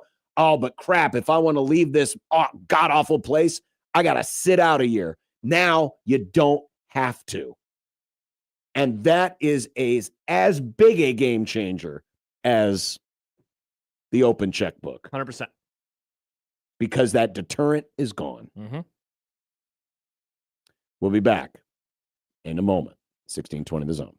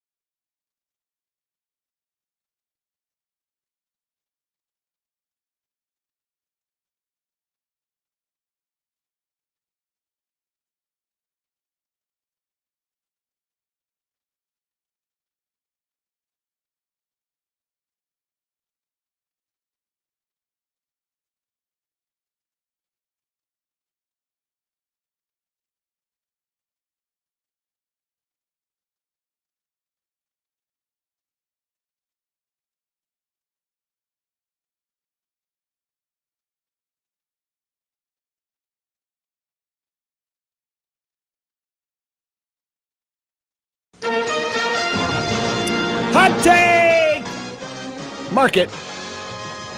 Hot take. This was from the regional clincher 2 nights ago in Athens, Georgia. Oh, they were clinching, all right.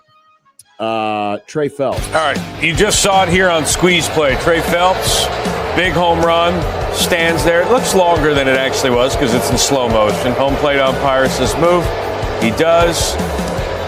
And he's looking. Just kind of waves a little bit. See the bench saying, hey, what about that? And then he looks back. Oh, he's waving again to the first baseman. So we've seen a couple of ejections today. Well, Trey Phelps was all right, he just from the game, and thus he will miss the first game of Super Regionals because he was taunting while he was going his way around the bases. Mm-hmm. What's your hot take? Good call by the ump. Yeah. What, really? Yes. Whoa. I thought we were going to have to lecture you on not again knowing what the hot take market is. Whoa, explain yourself, John. I have seen enough GD videos of 10, 11, 12-year-olds treating, I mean, and this was a big home run, don't get me wrong, but treating this as if it was some kind of cosmic event and a reason to show off in front of the world. I am not anti-celebration. But the celebration! Can we celebrate without taunting the other team? Is it possible to just, Carlton Fisk jump your way around the bases, or Joe Carter slapping your hands or whatever, Do that gesturing, thing where you always point up at the sky like everybody in MLB does. gesturing to your own bench, celebrating with your own bench instead of taunting the opponent? I just think we've gone so far in these celebrations that we've taken it too far. It's time to rein it back in. Kind of like with instant replay. We've allowed instant replay to overdo everything. Soapbox alert. That we almost need to bring it all the way back to its roots because we've let it get a little out of control. I'm not against Trey Phillips celebrating his home run. But why does the celebration have to be, you suck, I hate you, ha, ha, ha? All right, I'm going to remember that for when you talk trash to me about the Cowboys this football season, that you are taunting me about my favorite team and that we should suspend you. Well, but you're taunting me by being a Cowboys fan. See, so. but you taunt me. Why are you able to taunt people? Well, why are you able to taunt me then? Because I think taunting is fine. I don't have a problem with it with adults. And college players are adults. They get paid now. I don't.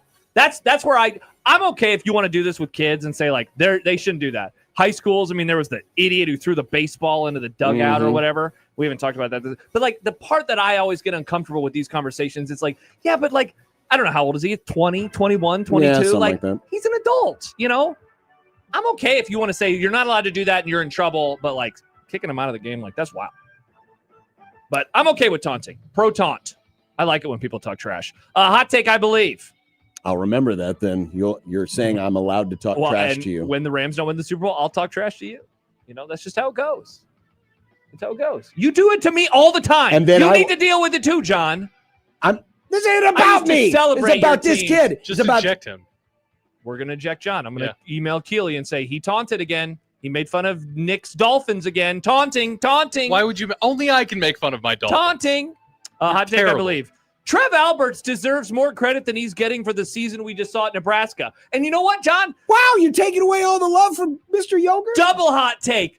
Bill Moose does too. Whoa. He hired the baseball coach who just did what he did. He hired the basketball coach that did what he did. Well, why don't we give Bill Byrne credit? Didn't Bill Byrne hire Rhonda? Bill Byrne deserves credit too. I think Bill Byrne hired Rhonda. Did Devaney hire Rhonda? Oh, wow. Was it? I gotta look back. No, Bob stopped being the AD in 91, 92? I feel like a lot of athletic directors deserve credit for the level of success that Nebraska was able to have. Certainly Dannon does for hiring DBK to coach 93, volleyball. so it's Bill Byrne. Wow, shout out to you. So congrats but to Bill she Byrne. played at Nebraska when Bob Devaney was there. But thanks, Bob Father. I've been like so confused. and you and I have talked about it before. I don't understand the Trev Alberts hate. Like, it's very confusing to me. He kind of got the athletic department, not kind of, he got it very much in order again. And I think that it's all in a really good spot right now. So congrats to all the athletic directors, including Bill Moose in his book. Wow. Josh Jim Peterson. Pillan. Josh Peterson Jim here Pillan. for He deserves turncoats. Big Yeah, but Benedict you know Arnold what? fan. Steve Peterson's not responsible for any of this.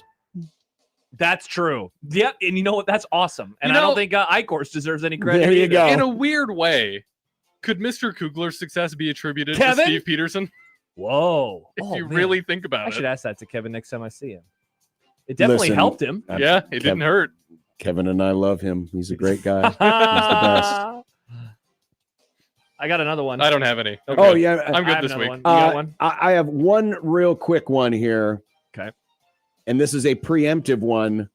But if this judge in Lubbock, Texas, rules in favor of Brendan Swordsby, Brendan Swordsby. Wow. I see a sword is as big as mine. Looks like John wants to watch Lord of the Rings. He's thinking about swords. Oh, that's a good take. Yeah, John. because that's the only movie that has swords in it. Definitely. It's the only one that matters. Got him.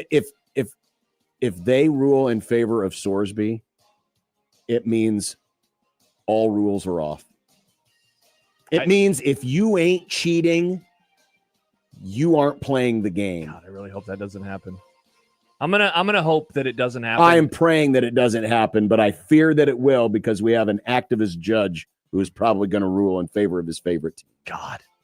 Hot That take. shouldn't be allowed. It shouldn't. It's weird that the juries have to be non-partial. Why don't judges have to be non-partial? Oh wow, interesting. Oh, question. but they are, says the judicial person who will push the glasses up there. They're finding legal precedent, blah, blah, blah, blah, blah. Hot take I could be talked into. Meme coins are the worst thing that we as a society have ever done. You have to be talked into that? Yes, because Nick, as a society, we've also done some other really bad stuff. John, did you see the news that came out of today? I'm going to read you a tweet from SMU Athletics, which is funny that they're the ones involved. No. Mustang Partners has announced an innovative partnership with Krita to launch Mustang Coin.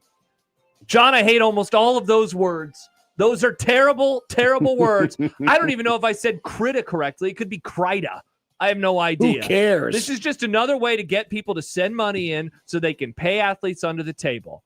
I hate it. Coins, meme coins, terrible. One of these days, both and I thought it had already, but I guess not, both the virtual coin bubble and the AI bubble are going to burst probably at the same time. That's going to be insane. At least we don't have to deal with what were those ape things from a few years ago? NFTs. NFTs. Remember NFTs? I hate it. They were legitimizing them on NFL was legitimizing those. NFTs were non-fungible tokens, but it was like a painting that I own this painting for $1 million, even though I can download the image on Twitter. No, it wasn't even a painting. It was a picture of an ape. Of an ape or whatever. Seriously, John. But it was the same picture, and the next one would be unique, but it was still the same pose and everything. They just maybe put sunglasses on it. Cool. People are all losers. Well, despite Josh's protestations, 100 Days to College Football is coming up next. Let's go. Before Steve Peterson. Steve Peterson, not Whoa. Steve Sipple, Steve Peterson. You're finally going to apologize to him for saying what you did about him on the radio all those years ago. Yeah. No taunting him, John. He'll get suspended for the show tomorrow. 1620 The Zone.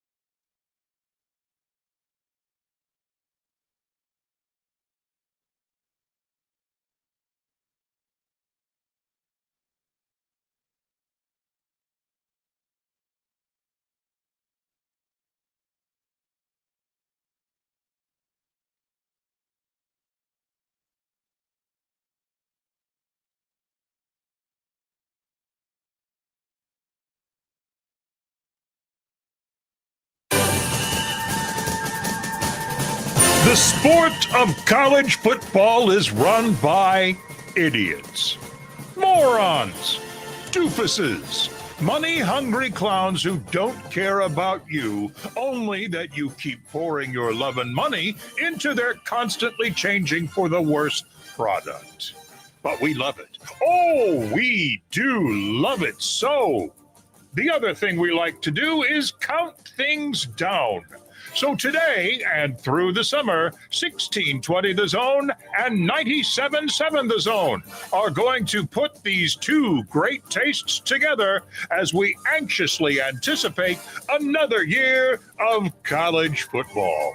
So now, Unsportsmanlike Conduct, home of random number selection and inciting dorks to online violence, presents another number pulled out of our collective behind. Arbitrary. The program celebrates 100 days to college football. But we are not the only ones who are using arbitrary and very random numbers. Whoa.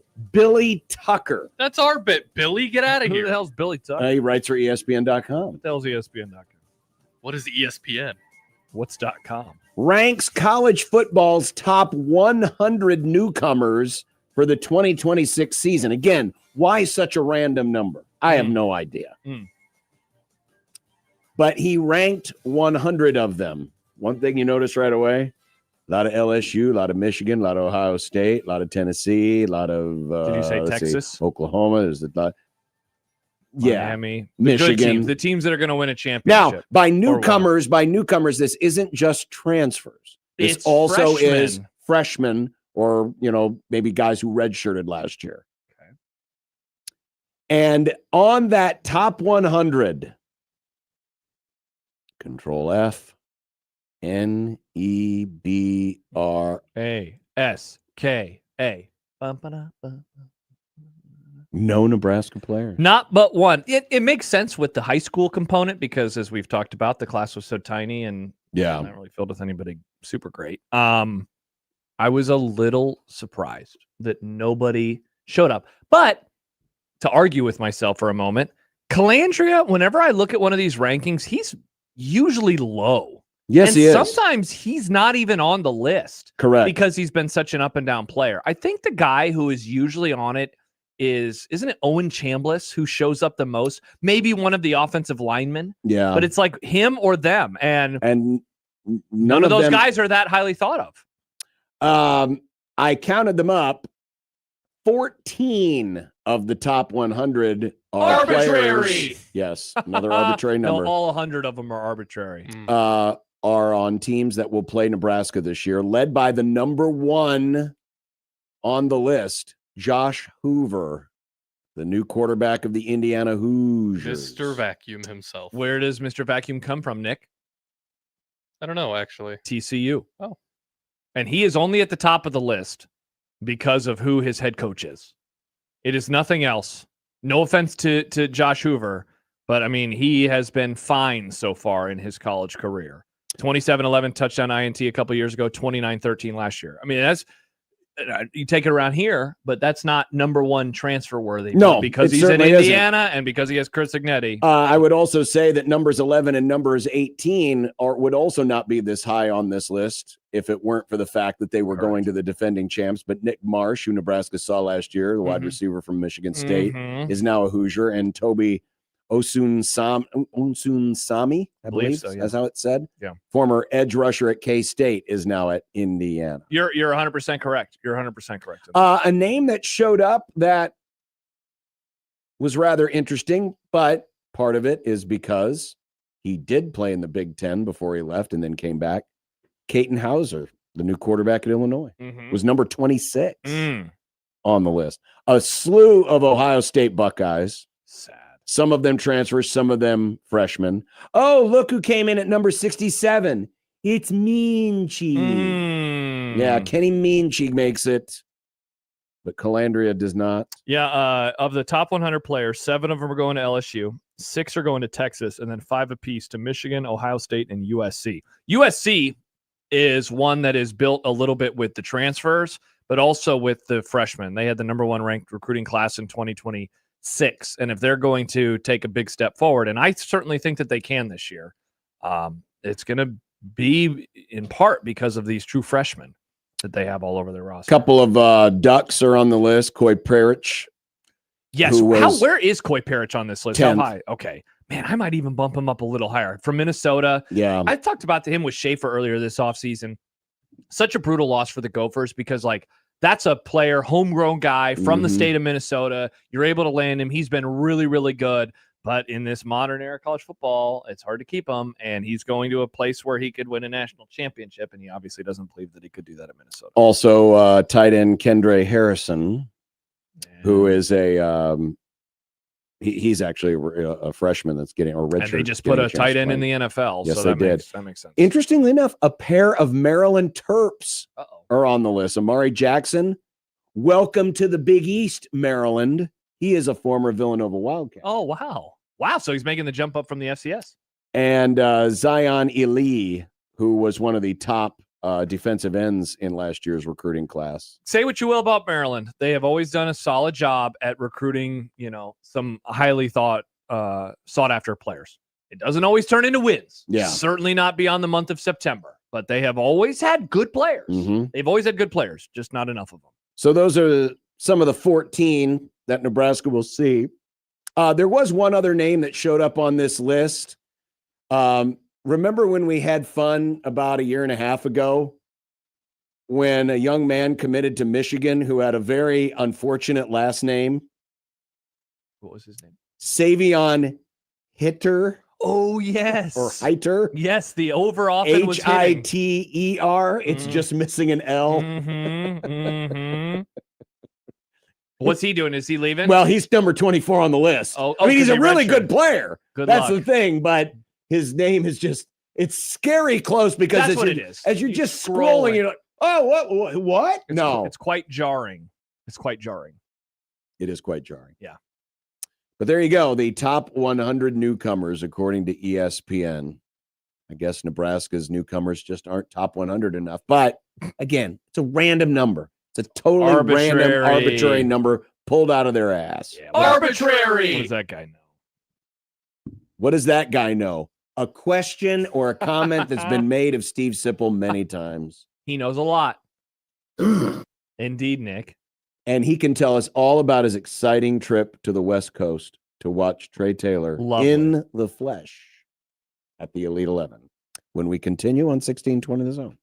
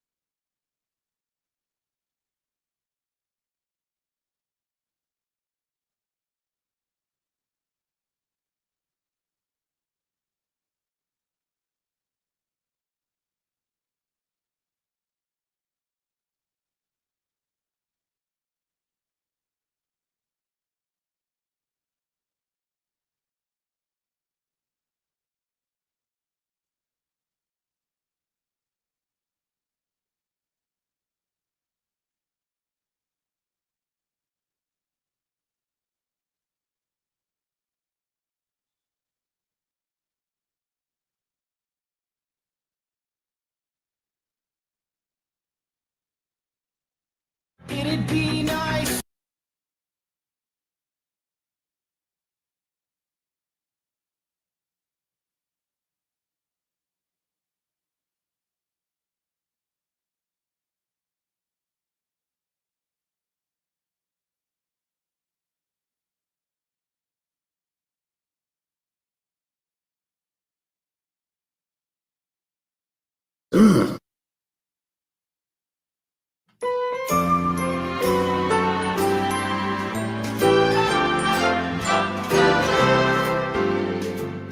Sipple the snowflake is one old triggered soul with reading glasses sitting on his nose and takes that really blow. Sipple the snowflake deserves a mouthpiece to the face. He says LeBron's the GOAT and Steph will choke. Then he runs to his safe space. Hey, we gotta be careful here, he tells us when we speak. But when 10 games air in a day, he thinks that's too many. Oh, Sipple the snowflake says words like mature. He's a blogger now and an honor too, and also really old. Breaking news on this Tuesday. Oh. As we begin the happy hour, Sipple is retiring. It was announced by the University of Nebraska today. Very impressive. Whoa. That this announcement would come out from the University of Nebraska, but it clearly says Sipple announces retirement. Mm-hmm. Any thoughts to our guest, Mr. Sipple? No, I have no thought at Lori Sipple retiring.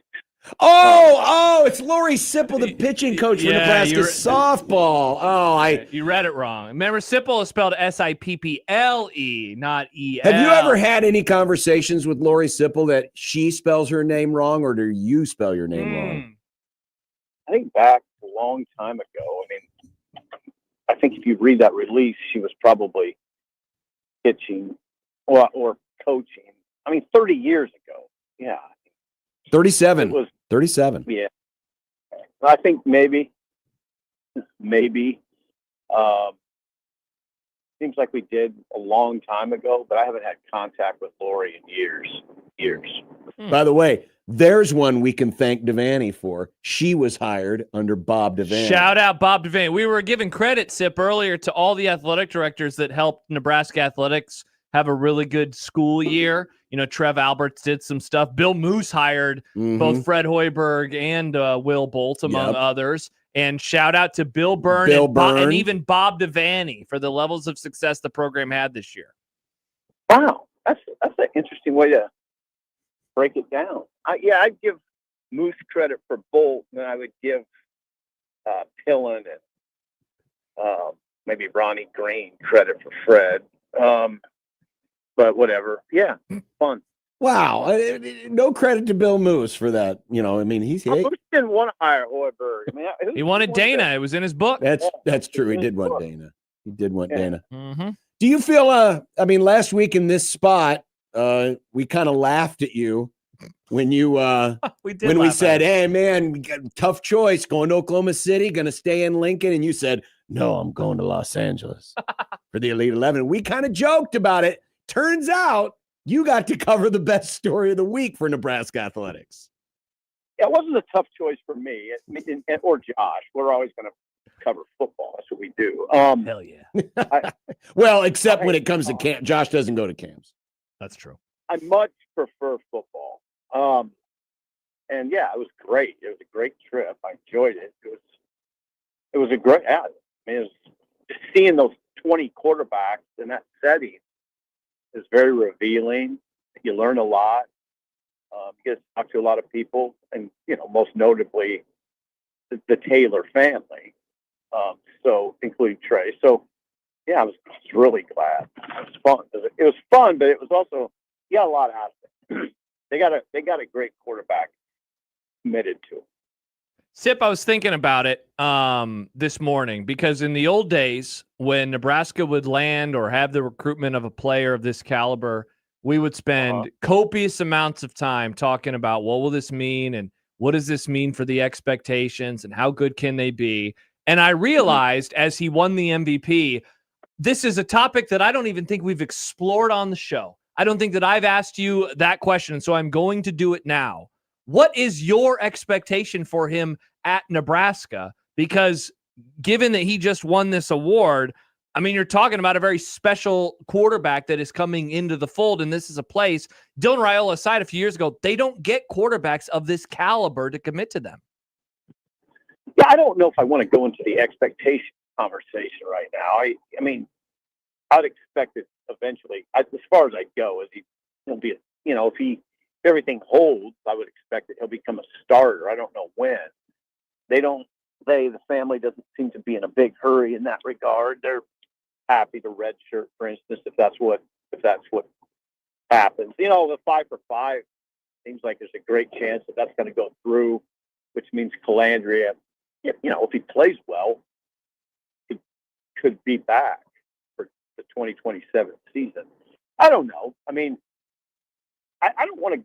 I don't want to take the conversation in a totally different place, but I thought you were going when you said there was a time when we'd be spending copious amounts of time on this. There was. I would say 2004, 2005, 2006, in that area, you really would be. There'd be an incredible amount of excitement. I can't think of a guy they've signed that I looked at like I look at this guy. Dylan's close like that. I mean, Dylan was like that. It's a little different look. Kid has a little different look. But yeah, there would be a ton of excitement, but everybody's been burned. I get it. Everybody's been burned a lot. There's a lot of kind of rough water under the bridge, and people don't get as excited, or they just don't get excited at all. I'm not most people. I don't look at it, those things the same, because I'm not really, I don't pay me to be a fan. And I'm really excited about Trey Taylor. I don't know if people understand what's going on. That's what I wonder about. What do they not understand that's going on? How good he is. 3 days, he's got a ridiculous arm. I mean, the 20 of the top quarterbacks were there. You saw the commitment. Guys committed to LSU and Florida and Kentucky and Alabama and every Virginia Tech, everywhere. Guys are $1 million quarterbacks. He was the best quarterback there. I mean, in that setting, and there's a lot they do. It's pressure. They put him under pressure, and I thought he was the best one. I mean, the national guys that walk around, it wasn't like I was interviewing all of them, but they'd say, "Oh God, I mean, he's the MVP." I mean, that's a no doubter, right? That's what I thought. So he's just you almost got to see it. You got to see it to understand. He's got a extremely strong arm. Number one, I mean, that's number one, and then it kind of goes from there. He's athletic. He's athletic. He's very cerebral. He thinks the game at a super high level. His demeanor's good. And I just hope it all works out for them. And I'll tell you, there's a reason teams coming after him. I mean, they're not closing the door. He gets calls from the powers of the power all the time, 3 or 4 times a week. How do you balance, Sip, what you see with, knowing Nebraska's star-crossed history with Elite 11 caliber quarterbacks? Sean put out the list last week of, all of these guys. Some of them made it here. Some of them didn't. Famously, of course, Blaine Gabbert, Josh Freeman. And also balance it with the idea of, basically what you saw last week was like a skills competition. It's 7-on-7. It's certain drills. It's not actual football. It's not 11-on-11, in pads, all that other stuff. Getting hit. How do you balance all of those things with that excitement that you have for him, knowing that again, it's a lot of potential, but you got to wait. We got to wait a while to actually see it on the field. Well, I mean, those are kind of separate conversations. I mean, if I were the way I kind of look at this is, you don't want another Gabbert to happen. Gabbert was the MVP. Gabbert was the MVP of the Elite 11. You know, Freeman was good, but he wasn't the MVP. Gabbert was, and you know, that was 2007, and he had to flip to Missouri because Bill Callahan wasn't going to survive. You know, he was going to get fired, and so you lost Blaine Gabbert. I look at this kid like Gabbert. I mean, Gabbert was great. I mean, he turned out really well, and I think Taylor will turn out really well. And you know, if you're a Nebraska fan, you hope it's there. Now, as far as your other question, it's a really good one. You know, it's just part of the evaluation. Mm-hmm. You do know it's meaningful, particularly the 7-on-7 part, because the way they do it. I mean, they just give the kids a one crack. They got a 15-minute clock going. They bring in these teams that are good. Like Trey had receivers from Long Beach Poly. Now, Long Beach Poly isn't what it used to be. The Catholic League, the Catholic schools in California have taken over as the powers. But Long Beach Poly still has some guys that are good. And I mean, let's put it this way. Yeah, it's 7-on-7. It's hotly competitive. Long Beach Poly brought like 6 coaches. And they had 6 coaches on the sideline. And they got dudes now. I mean, they're good. They're high level. There's Division I players out there. So, and then Trey got dealt a good hand because he had those guys.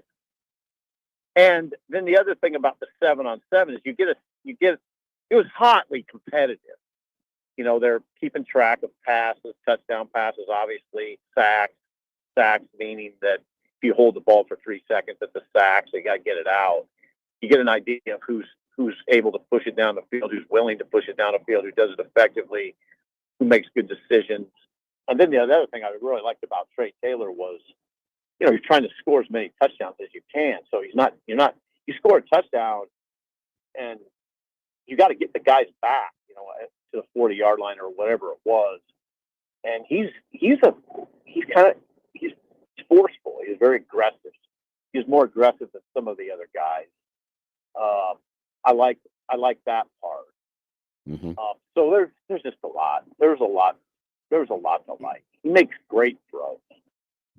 Sip, you had the super high level throw. Sorry to interrupt. You had the quote from his dad about redshirting, and he said, "We've always wanted a red shirt." And you said, "Really?" And he said, "Absolutely." I've been trying to kind of game out like a best case, worst case scenario for Nebraska in 26 into 27. I mean, with the 5-for-5 stuff, the best case in theory would be Calandria plays well enough that you're excited to have him back for another year, and he wants to come back. And there's just kind of, it's like a slam dunk. He is the starter. You know, a slightly worse version of that is he performs well enough that he is coming back, and maybe there is still a little hemming and hawing because maybe he's turnover prone or something like that. Is like the worst case that the 5-for-5 doesn't go through and they're kind of caught in this weird middle ground of, do they bring in another veteran? You hope TJ Lateef returns. Like, I just wonder what we think this looks like or what it could look like over the next 2 seasons.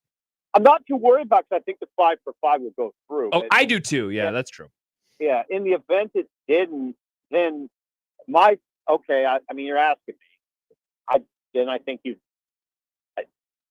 I would lean toward Taylor in that scenario.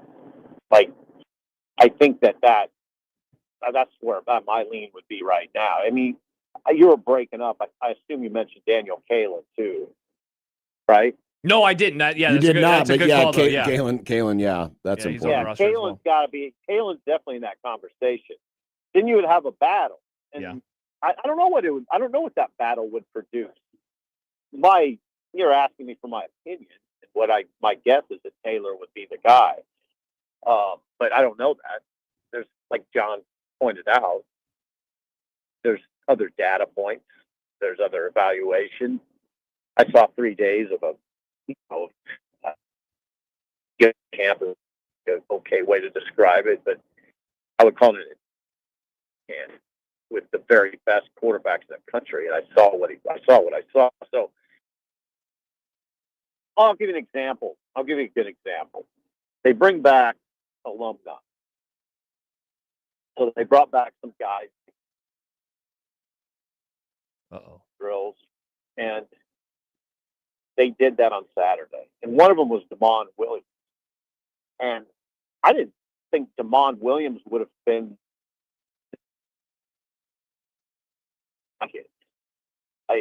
not throwing. Now he can take off and run like he would have been the best runner there.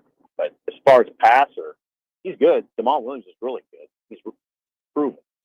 But as far as pure passing ability, I'm taking Trey over him by a long, long way. Well, the other thing too, Sip, that I wonder is what are the lessons that Nebraska on their side of things, the rule side of things, feels like they learned from 2024 with moving forward with a true freshman quarterback. Great question. Yeah, I know. That's you guys are really good. That's a really good question. And I don't think we have to deal with. I don't think we're going to have to deal with it. But I don't.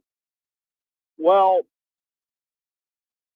unless Calandria is not a worst case or a bad case scenario. Calandria is fine, but it's not obvious that he should be the guy again in 27. Correct. Okay. I hope they learned a lot. Yeah. I mean, I hope they learned not to crown anybody. I hope they learned maybe not treating him, giving him the star treatment, giving him the keys, to the everything. Like easing him in a little bit more, all the while knowing he could be the guy. He can be your guy, but you can still ease him in a little bit. I know my take is a little different than most people's on everything, but I thought Dylan was given too much, and it was just kind of handed to him. I don't know. I would think they learned from that. Now, some of that though it swings back to the player too. The player can say, "Look, I don't want to run out of the tunnel first, and I don't need my own podium session every week that's 30 minutes after everybody else's." They're two can play in that game, but I would just approach it a little differently if I was running the show. I mean, it could be as simple as, kid, you're going to compete for the job, and actually it be a competition. It can be as simple as that. Yeah, it could be that. There's just different ways to. I just thought Dylan got the star treatment. Now we're all in that conversation. We're all in it. I mean, I get a little annoyed by people who kind of double back and are very critical of Dylan and all that. I mean, we did it. Nobody was saying I don't need to take Raiola. I never heard that come out of anybody's mouth. I don't know if we should do this. He was handed everything. So, but in a weird, I would hope they don't do that with Dave. In a weird way, some of the skepticism that is surrounding the program, which is different than it was 2 years ago, could be to Nebraska's benefit in that you won't have a lot of folks saying, well, you got to play him because he's the savior.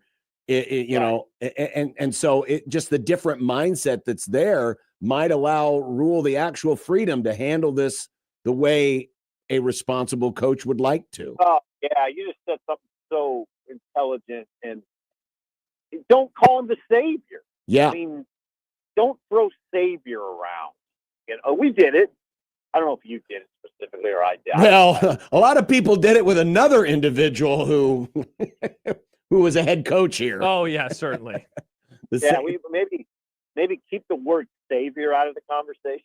That's a start. That's a good place to start. Yes. Right? I'm not doing that with Taylor. You notice I like him, but I'm not saying he's going to save the entire program. Correct. And so I've been consistent in that. I think these conversations you have to put players around these guys. That would be like if it were you or my son, I would be all about that. You got to have guys around. I Adrian, I didn't, I've always said that about Adrian Martinez. I thought Adrian Martinez was fabulous. This program didn't do him right. They didn't put enough around him. So that's what I'd be looking at closely, if I were in the Taylor camp. Who do you got? Who do you got around? What's that going to look like? Right now, it looks like it'll be pretty good. Sip, I don't know if you follow our friend Dave Bartu, who runs the Matrix. They're an analytical firm.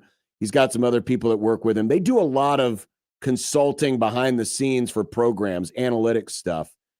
Yeah. This week, they've been going through their process of ranking the top assistant coaches at each position. Do you know who they ranked as the number one offensive line coach in the Big Ten? I don't know who they did. I didn't see it. Jeep Wade.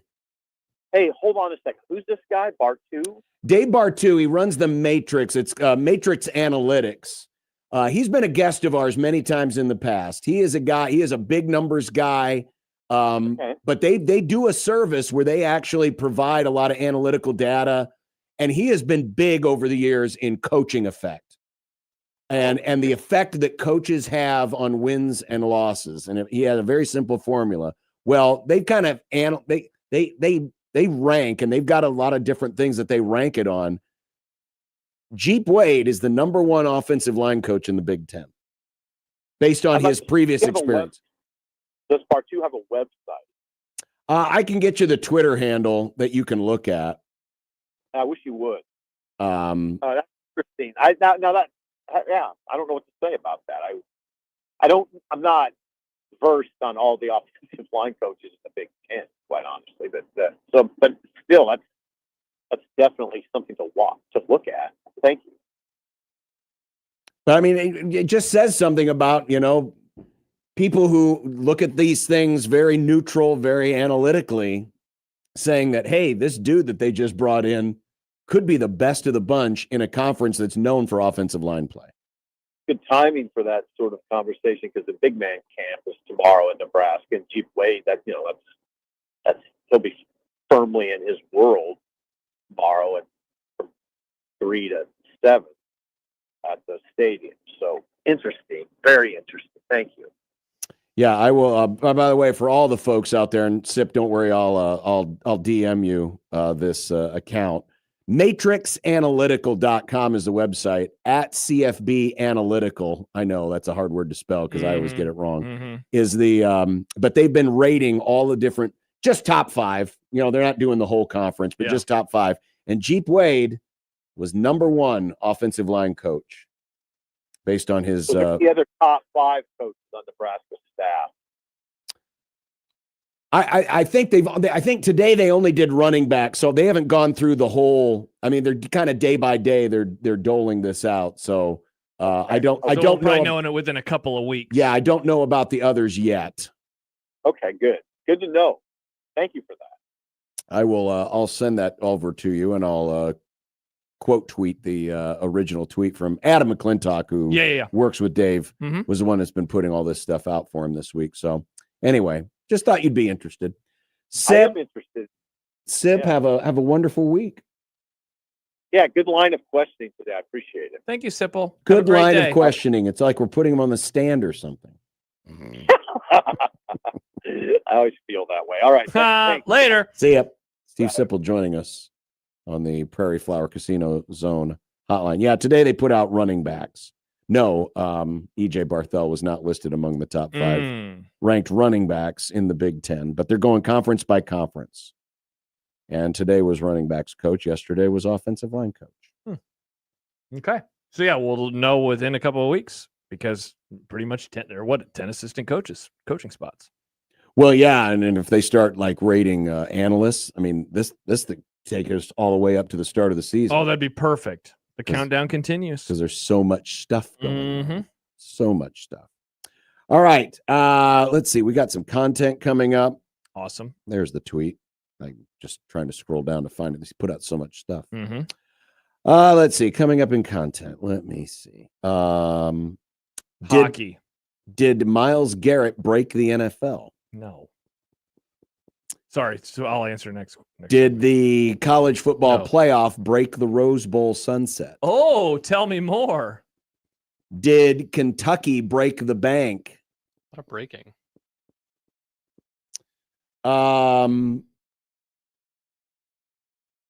Mike Leach and Serena Williams.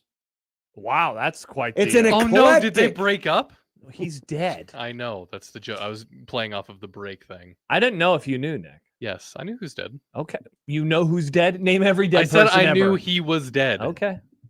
All of that and more in content coming up next on 1620 The Zone.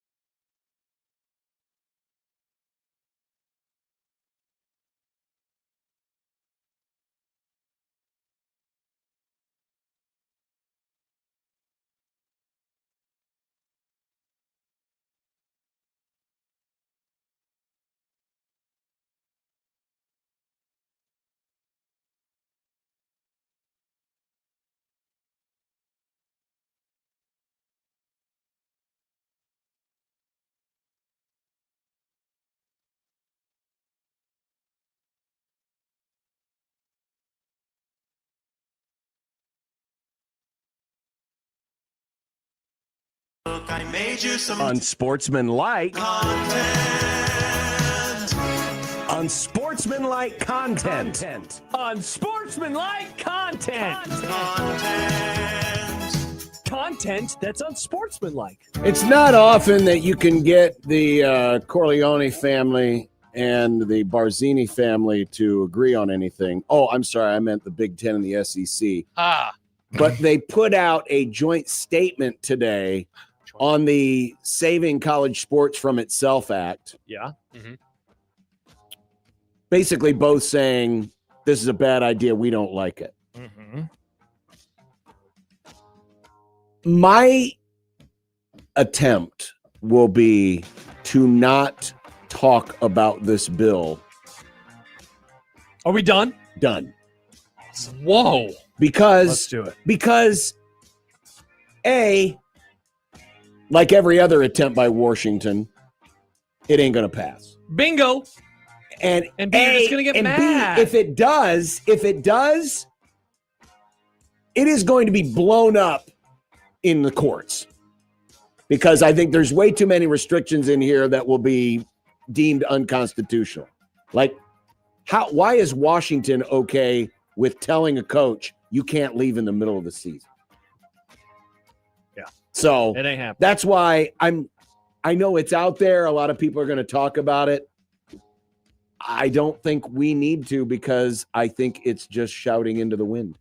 I agree. I'd triple stamp your double stamp. We John. might as well be just saying, man, Jerry Jones, you need to be a better owner. But he'll never listen. John, that is what was the thing from earlier? Not trash talk.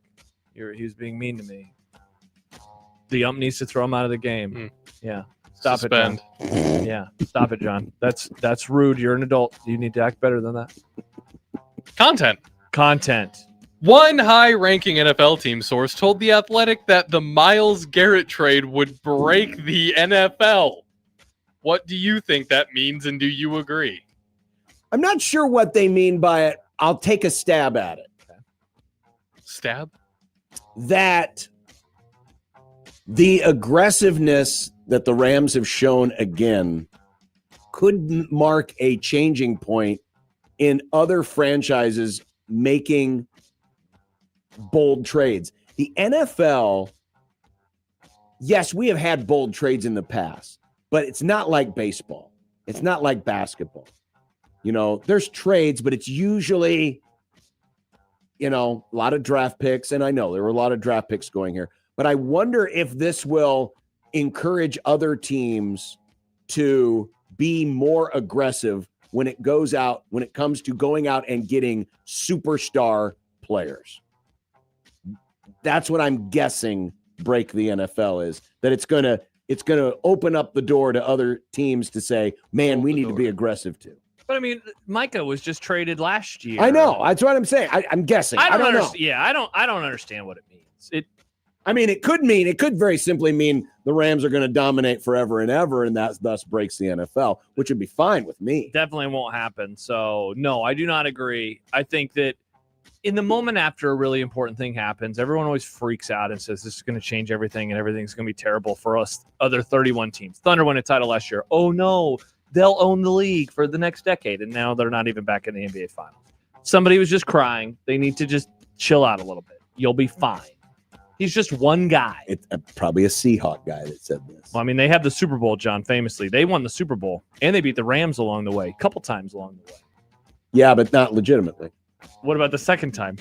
Well, they wouldn't have gotten the second time it hadn't been for the first time. But the 2-point conversion, it was not legit. It was not legit. It was the play was dead. The play was over. It shouldn't have never been blown dead, though. That ref made a horrible decision. But you can't take back a blown whistle. You should be able to. We should be able to unblow whistles. See, this is the problem. You people in your damn replay. You can't unblow that whistle. I love unblowing whistles, Nick. I swear if the NFL could have an Omega 13, they'd use it. Don't know that what that is means. A reference to our movie club selection this week. Oh, you've already watched it? Oh, yeah. Nice. I'll watch it on Thursday. I know you will, Nick. That's why I wasn't going to ask Yell you. at me. Nick, you going to watch the movie? No, we always watch it on Thursday's my movie night. Yeah, I know it is. I might watch it tonight. None of the 3 New Year's Day college football playoff bowl games, the Rose Bowl, Peach Bowl, and Cotton Bowl, will be assigned to a television window until Selection Sunday on December 6th. This was announced yesterday, which means the Rose Bowl could kick off in prime time, which would be a first in 21 years. But what about the sunset? John, I have an opinion. I don't think that there is a world where this doesn't kick off in the afternoon. They will do whatever they have to make sure that this game is the mid-afternoon football game. I don't know the purpose of this. The Rose Bowl will be there. The Sugar Bowl will be at night. And then whatever the other bowl game is will be at the beginning of the day. I don't even know why they're pretending it will be otherwise. The real story behind I'll all eat my that- hat. Not really. John will eat my hat if I'm wrong. John, you'll eat my hat. Thank you for the real story behind all of this is why we have not expanded the playoff. The playoff is still at 12 teams, and it will be at 12 teams. Why is it ending on January 25th? I mean, I can actually give you. Do you want the real answer? Because the people who run this sport are dumb. That's why. They could concentrate it, but they don't. Partly yes. But the other part is the calendar is wonky this year. Labor Day is super late compared to normal. It's September 7th. It's literally as late as it can possibly be. So no, but that's the end. And so the whole season is then pushed back. Your stupid Army-Navy game has its own day, and so they can't play the games on those days, and so everything has to get pushed back. Well, that's the answer. They just don't choose to. No, they can't. I guess they legally, Trump hasn't done the thing that makes that game. And even then, they can't do anything. No, that's a great about point. it. I mean, that's what they should do. You don't need 3 weeks between games or I 2 could not weeks agree more. between games. So I don't want to hear about wonky calendars. They can control it. It should not be ending that late. That would fix if they forget about Army Navy for a moment. Just like lift the game up and like we'll figure it out. If they shifted everything up to conference championship games and then it's round one and then a bye would actually mean a bye because then you're playing in 2 weeks and then you could do the quarters on New Year's Day and then the championship, it would solve so many problems. Yeah, the title game is very late though this year. Very late. Former Iowa State star Milan Momcilovic is headed to Kentucky.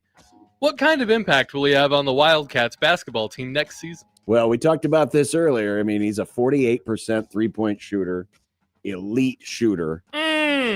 But did you see the reports about how much he might be getting? Isn't it 5? 6. Ooh, or is it 7? Get it, Nick? That's a lot of money. Is he that good? I mean, I guess his numbers are pretty good. He's very good. The other advantage is he's coming in late in the process. So yeah, his value is going to be higher just because of that fact alone. Because he's not competing with a bunch of other guys. I'm curious to see what happens with Kentucky basketball. I think that a couple years ago when they had a mutual decision to part ways with Cal, I was okay with that. Mark Pope has just been fine, though, so far. They lost in the round of 32 after almost losing in the first round this year. I guess they did make it to the Sweet 16. I forgot that they made the Sweet 16. But they haven't taken some massive step forward. But this is Kentucky. This they is look a like whole coach, different They animal. still look like the Coach Cal days, where it's like a lot of talent, still haven't been able to break through. So for his sake, they better have a really good year. I'm going to have a disclaimer before I read this. Ooh. I'm going to mispronounce some names for some legends. And I understand that I'm going to mispronounce some of these names. That's a good point, John. Take it away, Nick. Either way, people feel strongly about these names I'm about to say wrong. And I'm just getting ahead. Not in this audience. They probably You'll be don't. okay, Nick. There are 9 coaches on the College Football Hall of Fame ballot. Mike Leach is joined by Larry Coker. Nailed it.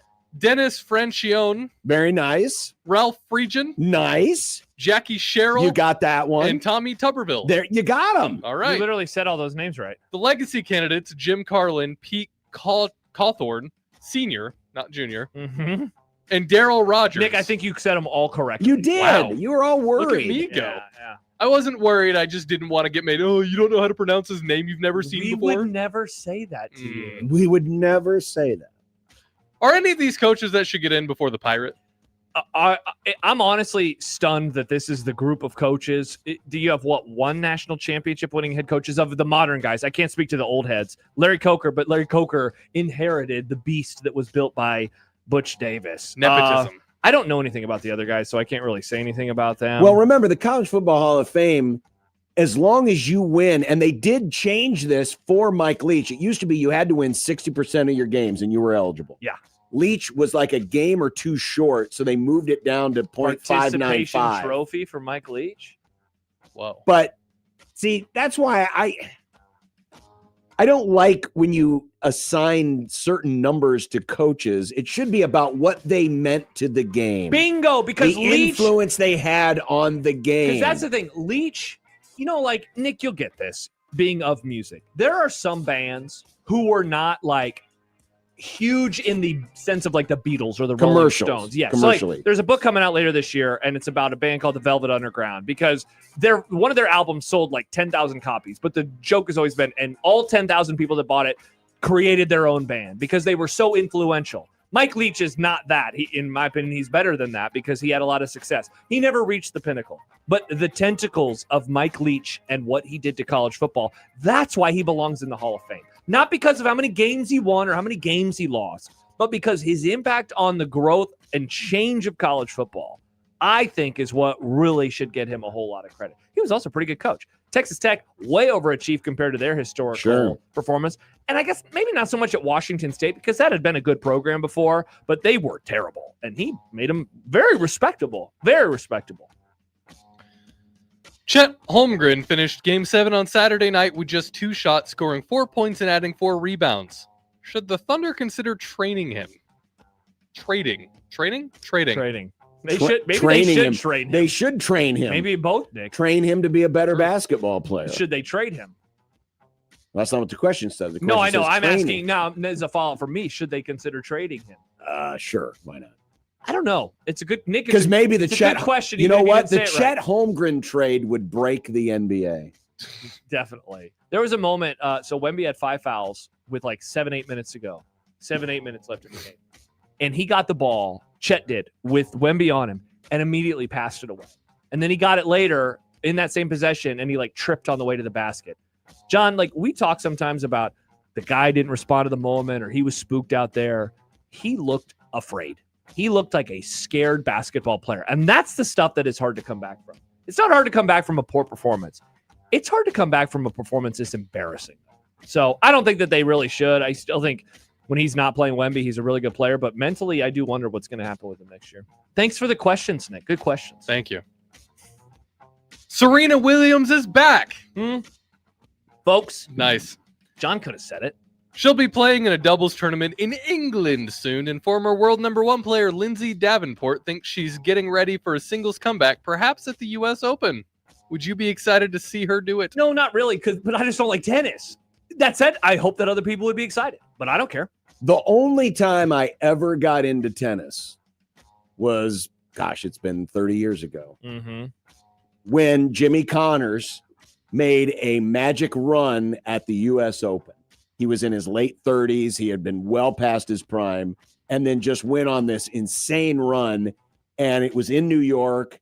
And of course, New York fans, it wasn't like I love when country club Bob sports actually get drug into sports. Because country club sports, it's always about the golf clap and the politeness and all this other stuff. But when they get drug into like the roar of the crowd, Nate, nice. That's what it was like when Jimmy Connors made his run at the U.S. Open. That was exciting. I think it might be kind of the same. I mean, Serena was very, very popular. Yeah, you're a big fan of her. She's a great tennis player, and I would finally recognize one women's tennis player. I don't recognize any of them. I don't recognize any tennis players anymore. I don't know anybody.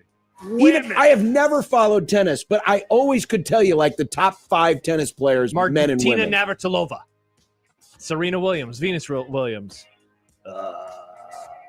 That one lady from the King James movie about their dad. That's Venus and Serena Williams. Yeah, no, but there was another girl in there that was like one of the big. Oh, like a rival? Yeah. Oh, who was Martina McBride? No, Martina Hingis. Who was the one who beat Serena in there was in Monica Wimbledon, Seles, and then she came back and whooped her ass. Who is the one? Wasn't there a woman that people really wanted to be really good at tennis because she was blonde? Anna Kournikova. Yes, she was blonde. Nick, I swear to God, it was because she was attractive. Wow. People were like, she's going to be the next. She was terrible. But she's hot. How can she be bad at Bingo. tennis? Maria Sharapova. Thank you, Jordan. That's who I was thinking. Nice. She beat her one time. The rumblings after the conference gathering of idiots are that the Big Ten and Big 12 are both considering 10-game regular season conference schedules. Do you think these fools will actually follow through with the idea? No, it's just more talk during talking season. I agree. I agree with John. They're not going to do it. Not going to do it. Cool. I mean, would it be funny if they did? Sure, why not? I Sure, mean, why not? It would help because maybe these schools would actually play each other, but conferences aren't in business to play each other. They're in business to make television money. Those days are over. The Stanley Cup final starts tonight. Cool. Yeah. Not watching. I can tell you that, John.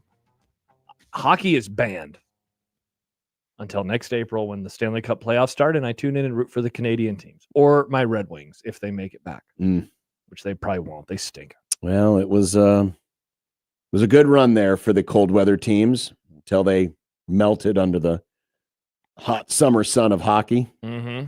Kenneth writes, agreed. Hockey canceled. We're all in agreement. I'll say Vegas wins. Vegas wins. Okay. Vegas wins. I'll play along. Vegas will win. Okay, sure.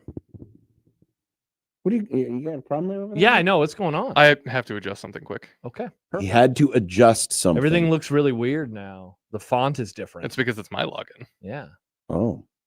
Well, I can tell you that 1620 The Zone and Funplex are teaming up for the VIP Friends Night Out giveaway. You could score six tickets to Nights at the Bay at Funplex, a private cabana, and $100. On Saturday nights, the Funplex transforms into a high-energy dance party with Nights at the Bay, live bands, best DJs, and a lot of fun. And this week, DJ Montez Beats will be at Funplex. And you can win. Go to 1620thezone.com and find out more. Speaking of winning, we gave away some tickets to a concert earlier, and we're going to do this again tomorrow. Are we not, Nick? Wow. It seemed like there was a lot of excitement for these bands that Nick says are awesome. So that's exciting. Well, I mean, if Nick says they're awesome, I'm sure they're great. We would never argue with Nick about how good bands are. Especially about music. You guys love my music We're takes. of music. We do. We do love your music. Mike Schaefer texted in while we were having that conversation. This is the saddest tennis discussion ever. Does Schaefer watch tennis? I think he did at one point in time. I think he used to be a big tennis guy. Yeah. I don't recognize anybody's names anymore. Yeah, if you don't pay attention to it, you just kind of But again, I didn't pay attention to it when I was young, but I still knew all the top players. I tried to get into tennis when I was a teenager. I woke up early for Wimbledon one time, and I watched. Oh, it was the year that Andy Roddick played Federer for the final. It was after he'd won the U.S. Open. I was like, time to get into tennis, and I was like, nah, I'm good. I'm okay. I'm happy for people who love it, though. I wish I did. Tennis is a sport that I wish I was into because it's off and on at weird times of the day when I don't watch sports. It's still the one weird thing. My wife will watch the U.S. Open every year. I will come home and instead of whatever shows she's watching, I hear the punk, and the grunting. And I'm Why like, does she watch the U.S. Open? I don't know. What about Wimbledon? She's not into grass. What about clay? I don't know. Every year though, it's the U.S. Open. That's tennis, Nick. All right. It is. I don't. Maybe this year she won't watch unless Serena is playing. Maybe. Are we ready now? Can we move we can along? Oh, good. We could have gone before. I didn't know you were messing around. Anytime you start changing the screens, it makes me nervous. Yeah, I know what I'm doing. Do you? I know next gen. Do you? I do. Okay. Well, I guess we'll find out. What's for dinner's next on 1620 The Zone.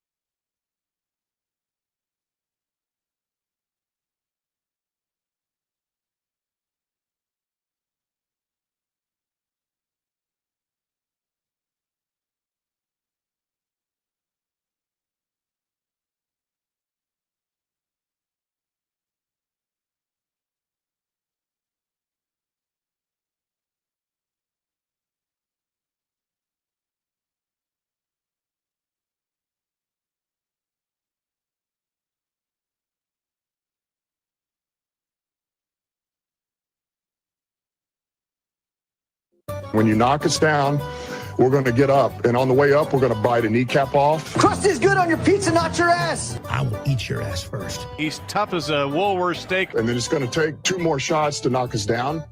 All right. And on the way up, we're going to take your other kneecap. I'm ready to hang them up, gut them, and skin them, and chop them up. You know what? I'm ready. My daughters aren't starving to death. I'll eat my neighbors. And we're going to get up, and then it's going to take 3 shots to get us down. And when we do, we're going to take another hunk out of you. Cliff, what are you going to take away as your best memory from playing basketball at Boston College? Probably just like going out to eat. We had steak and potatoes last night. What kind of steak? I believe they were sirloins. Yes. Nice. Good. They were good. They were good. Everything was good. I have no idea what tonight will bring. No idea at all. What did I have? The egg roll in a bowl, tasty. Yeah. Well, okay. Just tell me what it is. What is inside it? It's egg roll, but it was just. But what was in it? Is it like deconstructed egg roll? Just the ingredients of an egg roll in a bowl? Yeah, it's like a burrito bowl. Well, what were the ingredients? I told you, isn't it like it was like? You don't know what you ate. No, I don't know what's in it. It was turkey. It was ground turkey. Okay. And then rice. Okay. And I don't know other stuff that goes in an egg roll. What was? I'm not a big egg roll guy. Was there something in it to kind of compensate for the lack of the crunch of the roll There was itself? something in there that was crunchy. No, Josh just took a bite out of the porcelain bowl. I didn't make It's like when you get a taco salad and there's Doritos Cabbage in was in there. there. Okay. Yeah. It was salty. Nice. It's so funny. Well, I don't know. I don't know. It's not me. I didn't make it. I shoved it in my mouth. Seriously, I had no did. idea. I was doing stuff, and then she was like, "Time for dinner," and I said, "All right, And cool, she fed time for you. dinner." She said, "Here comes the airplane." Tonight, I am on my own for cooking the dinner, so I am Baked potato. No, I wish I'm grilling brats on the grill, hence grilling brats. Unless I get lazy and throw On them in the the air fryer. sex grill? On the sex grill. And she bought me waffle fries yesterday, so I'm gonna have waffle fries for free. Nice. Do you get that reference? I forget. I don't know. I don't think you do. What are you having, Nick? Last night I made us brats. She had a Oh. green onion, and I had no free advertising. I had Shout out Hy-Vee. pineapple brats, the superior brat. Oh, the both of your best brats brat. sound like trash. Green onion brats are very normal. Jalapeno cheddar, baby. I don't like cheese and pork. Okay. I was forced to eat cheesy hot dogs once as a kid, and I Those are threw up gross. everywhere. I understand that. I hated those as a kid so too. now I just permanently hate It's like a line cheese of dogs. cheese Yeah. in the middle of it. Disgusting. And then, so I was at my babysitter's house, right? And she's like, "All right, eat this, and we can go outside and play." And she had this great backyard. It was awesome. And I didn't want to eat it because it was gross. And then I threw up because I was forced to eat it. And then I had to stay inside. She's like, "Oh, you're sick." I'm like, "I'm not sick." She made me eat this garbage. So what's tonight? Baked potatoes. Just baked potatoes. Yeah. But that's a side. Nah. Kenneth writes, John, I put a timer on my trip to Popeyes yesterday. It took 1 minute and 33 seconds from the time I pulled up to the talk box to the time I drove away with my delicious spicy chicken dinner. I don't think John has ever actually been to Popeyes. I'm starting to think so too. Again, I never heard that before. The That's fine. Popeyes cult I'll follow up is with a so talk good box. at defending the indefensible. We sound like you talking about the trash fries from In-N-Out. Oh, the fries are so good. They are good They fries. are good fries. They're not good. Everybody agrees except for you two idiots that they're bad. Meanway, I present Yeah, you but I don't actual come. I evidence. don't come white knighting in You there like do, you though. do. You do. Not like you Put do. soda on them. I even put a Put stopwatch. soda on You even got your minions out there putting stopwatches to Oh, these things. Josh, you're a Minions guy too? Get off of Facebook. Kenneth is one of your people. He's a Creighton fan. Just because you're a Creighton fan doesn't mean they're one of my people. Don't call him my minion. He's your minion. He's Yeah, a but these are Blue members of the Jay Popeyes Kenneth. cult. No, it's just someone who has good taste. That's all that we are. A franchise built on terrible service. And yet, Kenneth and I had great. Again, yesterday they couldn't. We had stop great asking, service. Hey, totally didn't could make this up. Could I get you this? Could I get you this? And I was like, wow, thank you for all these questions, but no, I'm Highly good. unlikely. Can I get swear you to some God. more spit on your face, sir? Nah. Andy says that is the most white person trauma I've ever heard. In-N-Out fries are trash. Good take, Andy. In-N-Out Shout out to you. In-N-Out Andy. fries You're are always not quick trash. to point these things out. Pesky Again, it's Blues, your I'll be cult. your minion, John. We love the Liquid Trucking Zone Twitter feed. This is usually not a what did your dog have for dinner segment, but are you it's the familiar same thing with as it is every day. what? Are you familiar with what greenies are? Yes, we give our real dog one every morning, Josh. I believe you, Nick. What's a greenie again? The greenies are they're they're basically biscuits but it's specially designed to clean their teeth. Oh, yes, I've seen these and heard about these. Before leaving the house yesterday, the literal last thing I did was to make sure that those treats were pushed up because Woodsy is now getting. He's a big boy. He's getting big. John's wood grew. And congrats, grower, not a shower. And so we're having to be very careful about what is left near the edges of tables and counters. Starting to look a so little I saggy, pushed, I never do this, but I moved them all up. Well, guess who got into the bag of greenies yesterday and emptied it out? Wow, his teeth are clean AF. That's true. If Woods doesn't have the cleanest teeth around, of course, he instantly dirtied them up because I'm sure he went out and ate like 7 sticks and, probably an acre of grass. I love dogs. This is the filthiest. This dog has the filthiest mouth. Because he's constantly like rooting in the dirt, eating sticks, eating leaves. Does he like eating grass? Are these Banks loves grass. Are these bird dogs? Yes. Okay. Andy says those are going to be some green poops. Hmm. Oh, it's going to be all squirty. Are they the green greenies or are they the different colored greenies? No, they're green. Okay. They're green. Because like there's greenies that are green, but then there's the other ones. It's the same thing. I just wonder if when he got into it, I wondered if he got into it, if Wrigley even got one. Probably not. You don't think they shared? Hey, look what we did. No, Wrigley's a good dog. No offense, Woods. Wrigley didn't commit the crime, but it's a benefit. Woods will no sooner take the treat out of my hand, and he is quickly at Wrigley's face, trying to steal the treat out of her mouth. So how do you know Wrigley didn't put Woods up to it? Oh, that would be awesome. I'm too old for this. Can you do that for me? Could happen. Mm-hmm. See you tomorrow.